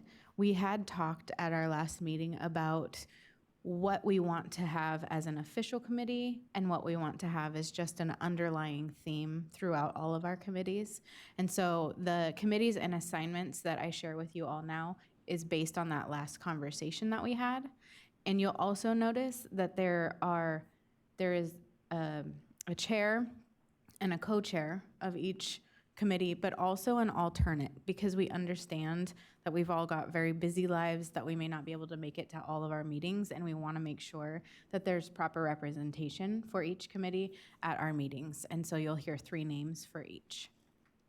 Beginning with Operations and Planning, Chair Notch, myself, and Commissioner Ruiz as an alternate.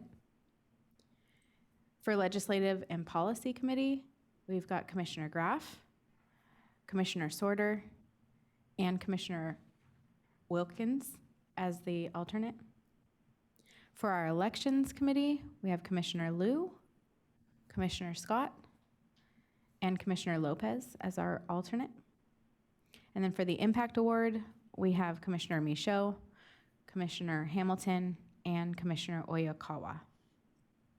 So as long as that's okay with everyone, there isn't a decision that needs to be made. We had this discussion at our last meeting. This is just confirming that everyone is aware of the committees that they're part of and their roles on those committees. So as we move forward, when we move into Operations and Planning and other committee planning sessions, we will have those folks that were named share reports and share the work that they are doing in each one of those committees.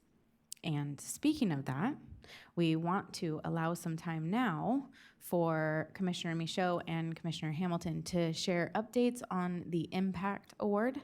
And so I'm going to turn it over to our commission co-chairs to give us those updates. Commissioner Michaud. Good morning, everybody. We are excited to kick off the 2026 ACSE Impact Award today. And so in order to do that, wanted to bring your attention to a few documents that are in the box, the virtual binder. And so if we wanted to take just a moment to pull that up, there should be a separate folder within the October meeting that has the ACSE Impact Award information. So I'll give folks a moment to pull that up.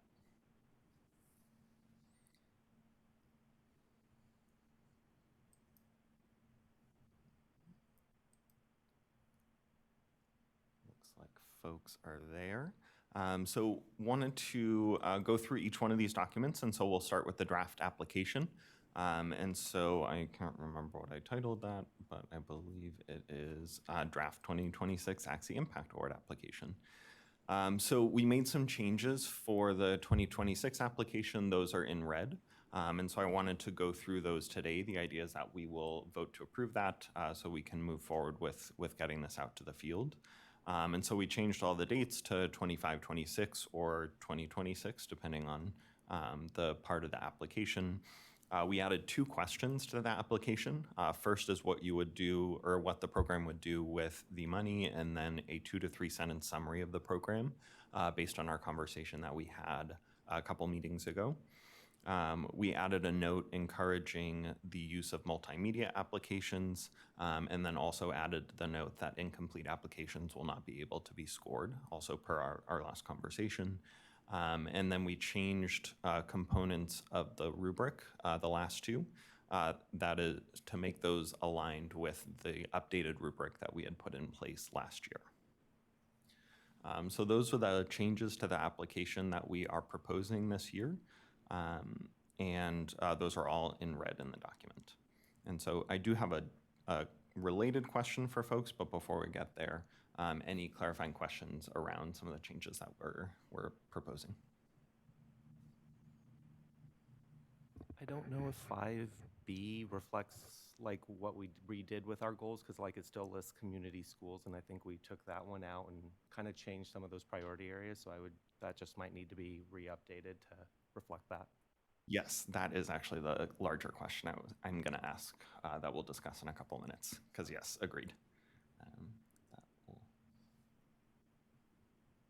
Okay, hearing no clarifying questions, we will jump into that. And so we did make some changes to our goals at the last ACSE meeting, and so my guess is that we would want to adjust this section of both the rubric and the application to better align with the conversation that we had at the last meeting. The language that we used is in the August notes. I can read it now if that would be helpful. ACSE centers around the access, inclusion, consideration, and commitment to the needs of students with disabilities in the conceptualization, development, and implementation of educational initiatives. The Commission is committed to elevating the culture of inclusivity, rightful presence, and belonging for all students and their families with a focus on social, emotional, mental, and behavioral health, literacy proficiency, transition support, and highly qualified educational professionals, resulting in meaningful and measurable student outcomes. And so my thought is that we would make changes to both the rubric and the goals to reflect that language. That it would still kind of be the general idea is that we would be awarding points based on alignment with those various components, but the language would need to be adjusted to reflect the updated goal.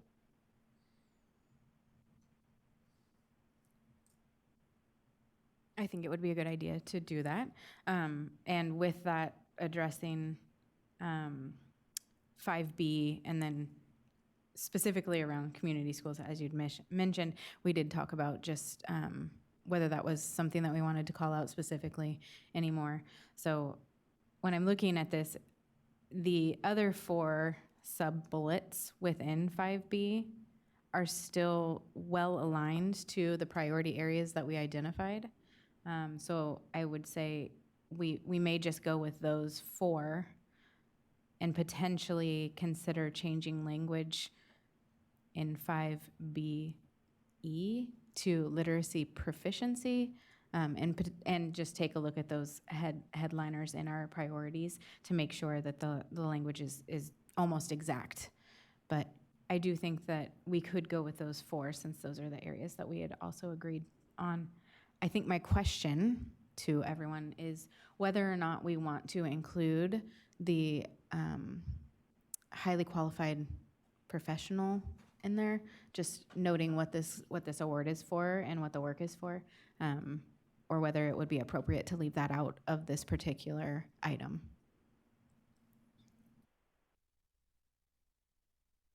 Love to get folks' thoughts on that question.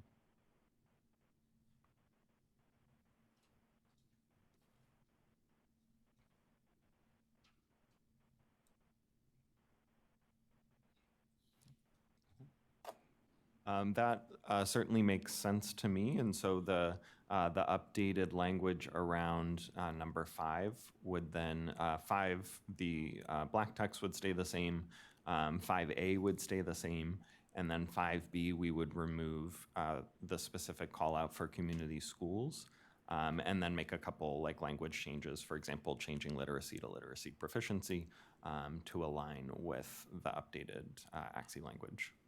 Or goal and priority language. I like that. Other thoughts on that change to the application? Okay. Great. So then moving on, there's another doc in the box that, let me pull that up to make sure I remember the language, the ACSE Impact Award social media blurb. And so as we discussed last time, we wanted to draft just a quick blurb that we could use in social media to both celebrate the 2025 winner and then also share information around the 2026 application. And so that has, that blurb has links to both the executive summary that we did for the 2025 winner, and then also a link to the 2026 page, which will be updated with the updated application.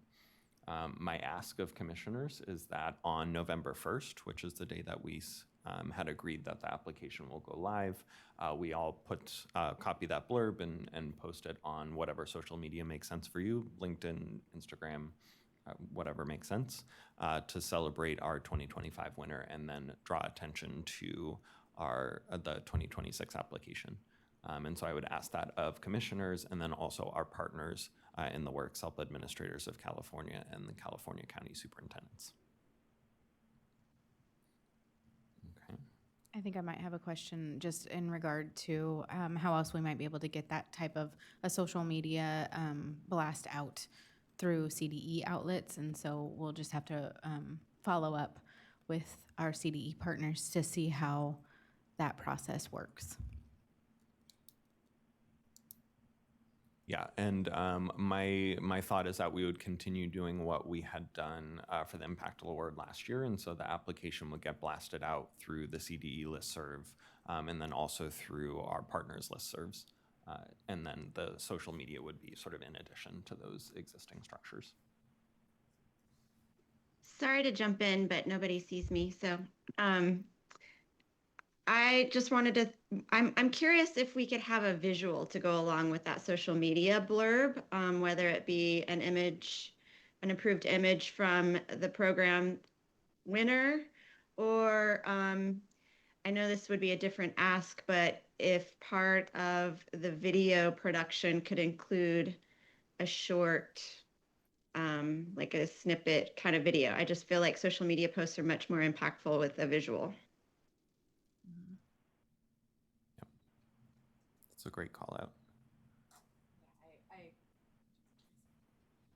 I agree, and that's something that we will have a discussion at our leadership meeting, just to make sure that we're doing it the right way. But I definitely agree. We know that social media has more of an impact when it has visuals and is presented in a reel oftentimes. So we'll also have that discussion. Thank you, Commissioner Hamilton, and I'm sorry. Could we possibly use the picture that we took last time, right? We were here with Orange Unified, and I don't know, it seems safe and and easily accessible, so. Definitely, yeah. Yeah, I was thinking we took that picture when they were up here for the award, and then I believe Commissioner Ruiz is presenting at their board meeting next week to deliver the plaque, and so there's a possibility that we might get a good picture out of that too. And so potentially one or both. That could be included there. I love that idea.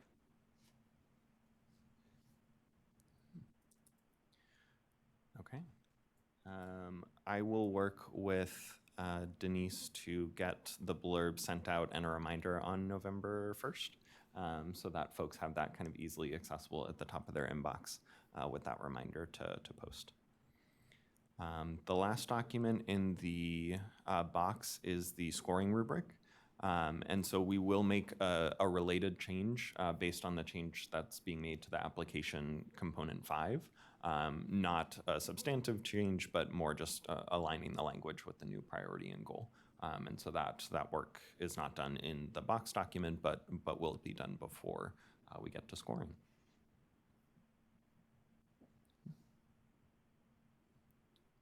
Okay, are we ready to have a motion and a vote for the change in language to our Impact Goal Award description and rubric? Okay, do we have a motion? I will so move. Do we have a second? Second. Okay, can we get a roll call, please?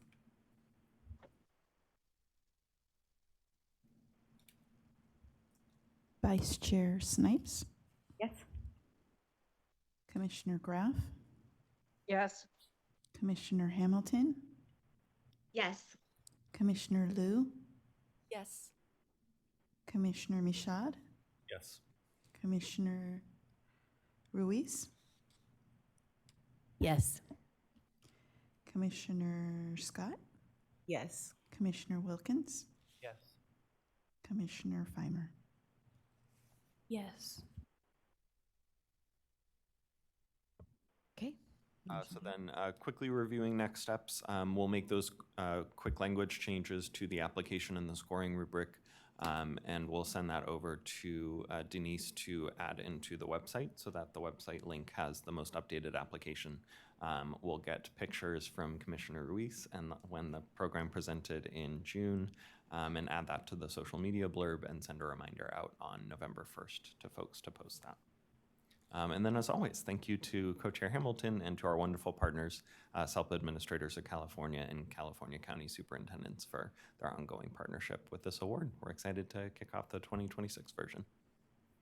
I have one question, Commissioner Scott. How long a time will we have as commissioners to review the applications? So the timeline, let me see where I put this at.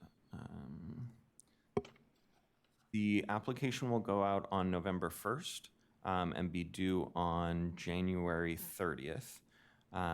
We will then get those out on February 2nd, and then they'll be due back to us on February 13th, so about a week and a half. Or wait, no, that's maybe 2 weeks, a little under 2 weeks. Okay. Thank you. Do we have any other comments or questions regarding this agenda item? Okay, so we can move to public comment related to this agenda item. If there's anyone in the room who'd like to make comment or questions, start to line up. The slide is displayed on the screen for anyone who would like to call in regarding this specific agenda item. And we'll give a minute for anyone who'd like to call in, seeing no one in the room.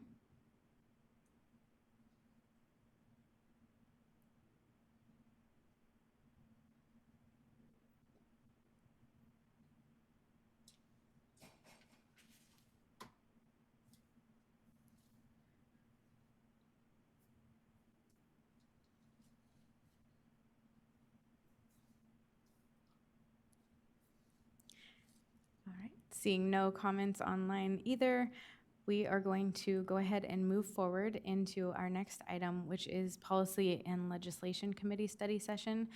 This is a very, very short study session to share that the bylaws and the language that we had discussed and the changes that we had discussed are currently with legal.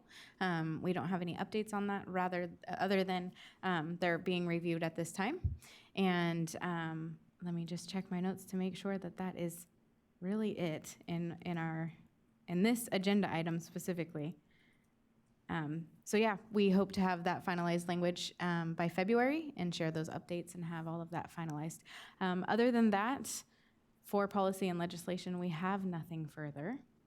So that was a very short agenda item. Does anybody have any questions? Commissioner Graff, hi. Yes, thank you. No, I'm happy to chair the committee moving forward, but since we haven't met yet, I don't have anything specific. But just in response to Director Heenan's, presentation today, would it be appropriate for the Advisory Commission to write a letter in support of CDE or in support of the work related to the cuts and so forth? I don't know if it's appropriate within our purview as an advisory commission, but I know there are many letters, obviously, across the country being submitted. So I was just curious about that.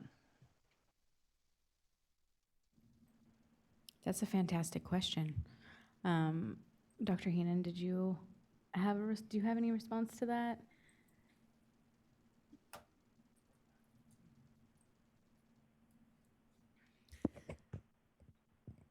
I don't want to go outside of my area of expertise. So I think I would have to either defer to SBE or just really take some time to gather information on that question, just regarding advisory versus, I think we talked about this last year, advisory versus advocacy. So I wish I had a more solid answer. I know that we have written letters of support in the past. I think that for us, it's going to be also discussing and exploring the parameters around that kind of letter. So Commissioner Graff, to answer your question, we will find out what those parameters are and make sure that they're communicated.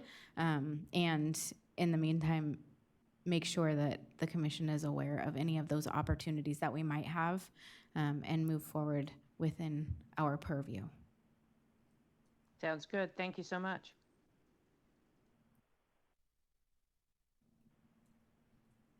Are there any other questions or comments from commissioners?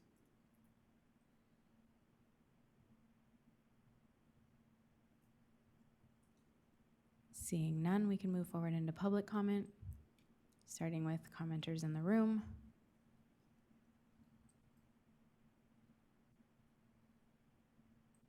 Seeing no commenters in the room, we will open it up to public comment related to this agenda item online.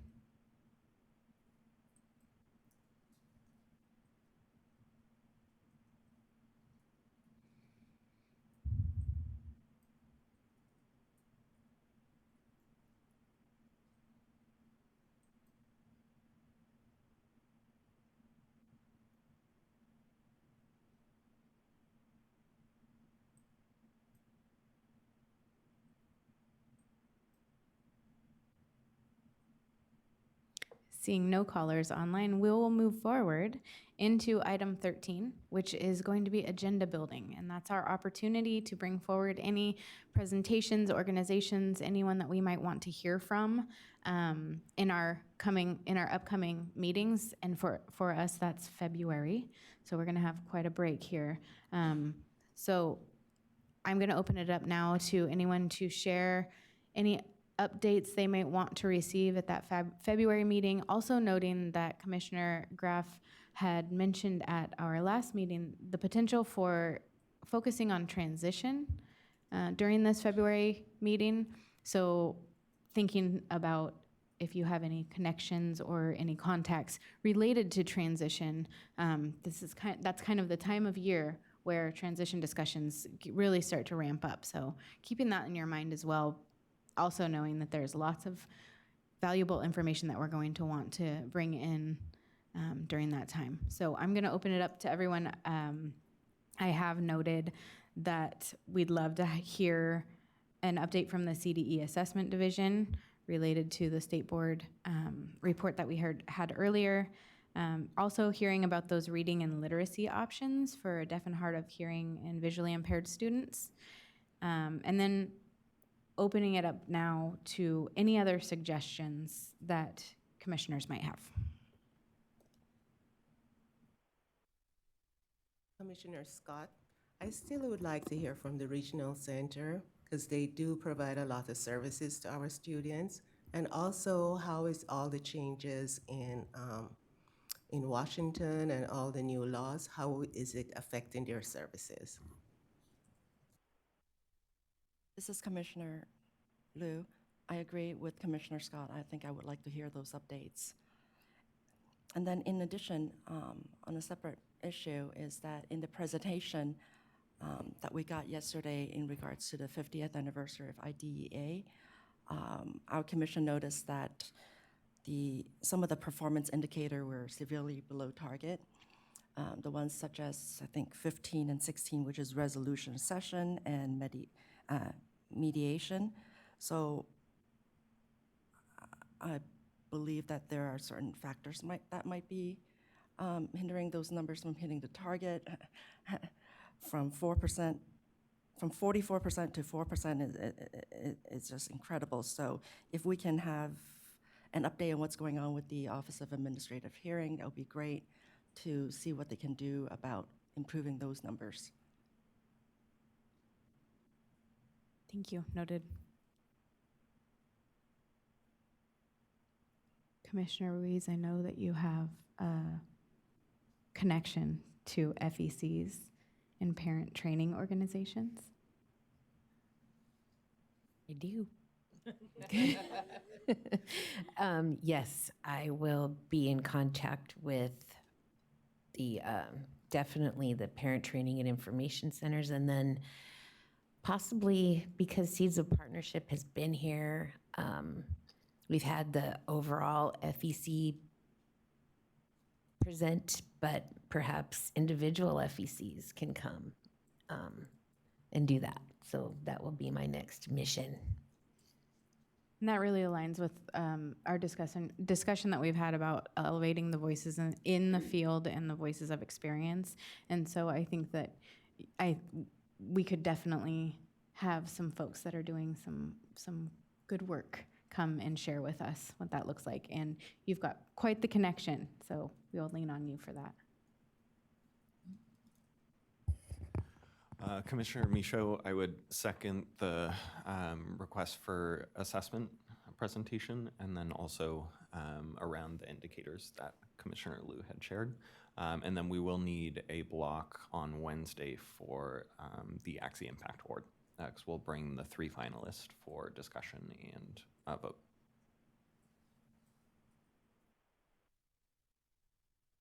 Great. Looks like we've got some great ideas being generated now. Is there anyone else who would like to share?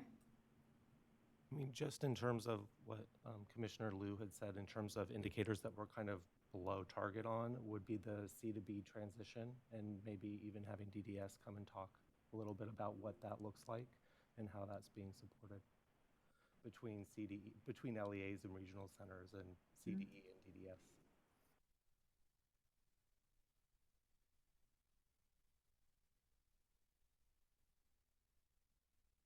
Do we have anything from our commissioners online?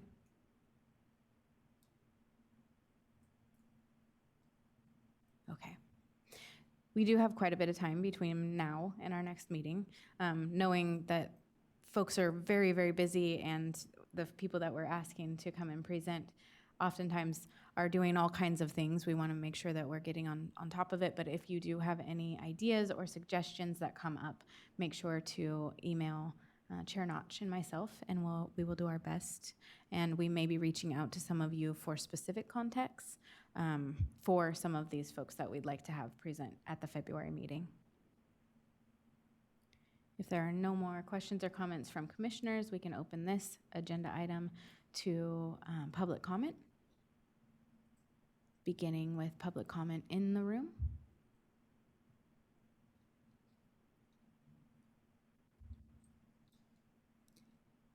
And moving to opening it up to public comment online, with the dial-in number being 717-908-1926, with a participant access code 1166083, followed by the pound sign, and we will give a minute for that.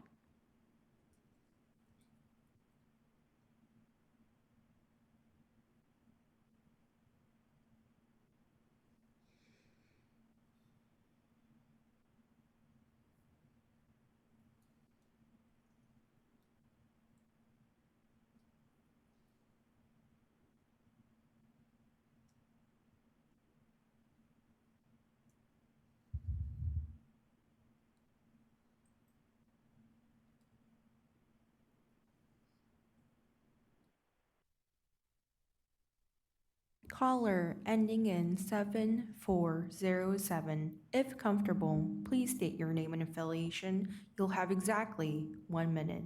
Your time starts now. Hello, this is Judy McKinley. I am a member of the Learning Disabilities Association of America. I would like to suggest that the 602 funding model be looked at, reconsidered at this time. The old system of funding under individual pupil units makes a lot of sense due to the fact of declining enrollment. The declining enrollment has caused less funding to be provided through 602. Thank you.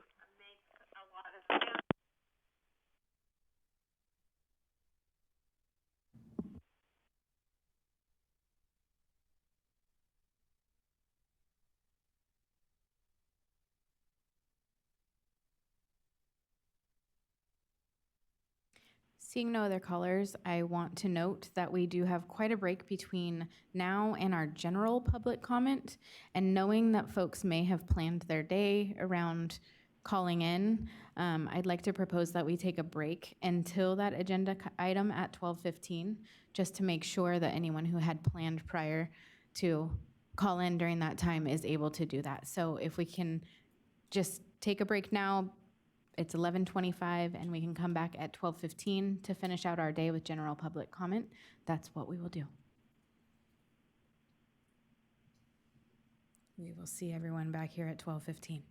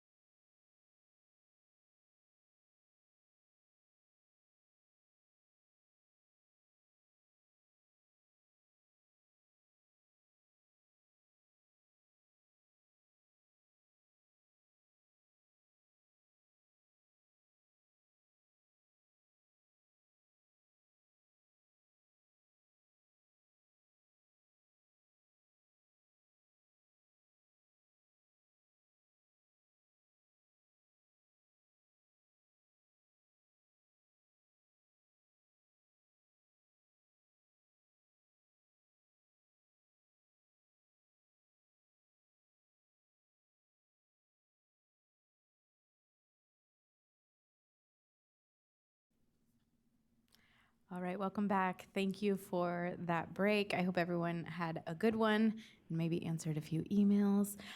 We are going to move to item 14 on our day 2 agenda, which is general public comment. And this is a time where anyone in the room or callers can call in about anything that was on our agenda or not on our agenda. So we're going to go ahead and show the slide for public comment. Give a pause for anyone in the room who might want to come up and make comment. And there is literally no one in the room besides our lovely Chris. So we're going to go ahead and go to dial in. The number to call in for public comment is 717-908-1926. And the participant access code is 1166083, followed by the pound sign. And we'll give some time for anyone to call in.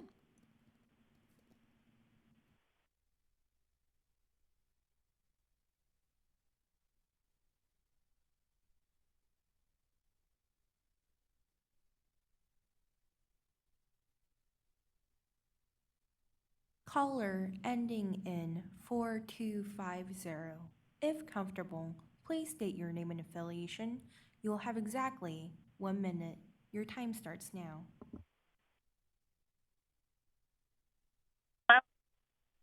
Hello, I'm Amber Gallagher, Executive Director of the San Luis Obispo County SELPA and Chair-elect for the SELPA Administrators of California. I'd like to express my sincere appreciation to Dr. Heenan for your leadership and the dedicated efforts of the entire Special Education Division team at CDE, particularly in the face of ongoing federal uncertainty concerning resources and policies for students with disabilities. The current climate of unpredictable federal actions and potential funding shifts places significant stress on students, families, and educators and local LEAs. It is during these challenging times that strong, clear, and compassionate state leadership becomes critically important. Your division's proactive engagement, as demonstrated in communications regarding monitoring priorities and technical assistance efforts, is invaluable. It reassures families and staff that California will continue to champion the rights and needs of its most vulnerable students, irrespective of external federal pressures. Thank you, Dr. Heenan and team, for your unwavering dedication, partnership, and professional commitment to our students and families.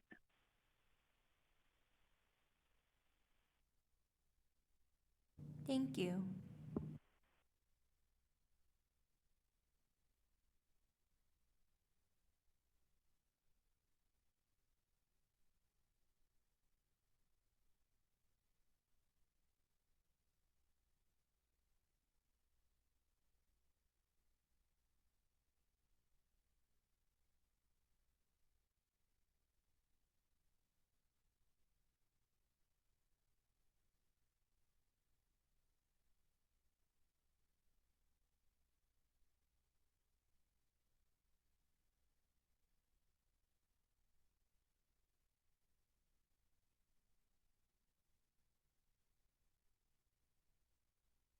Okay, seeing no more callers online, that brings us to the end of our October ACSE meeting. I want to thank everyone for working together. I want to thank our presenters and just reiterate that call to action and remind us that we have a platform and make sure that we're using it intentionally, appropriately, and professionally to support all of our students with disabilities and see those outcomes that we really are dedicated to seeing across the state. So on behalf of Chair Notch and the rest of the commission, thank you very much, and we are adjourned.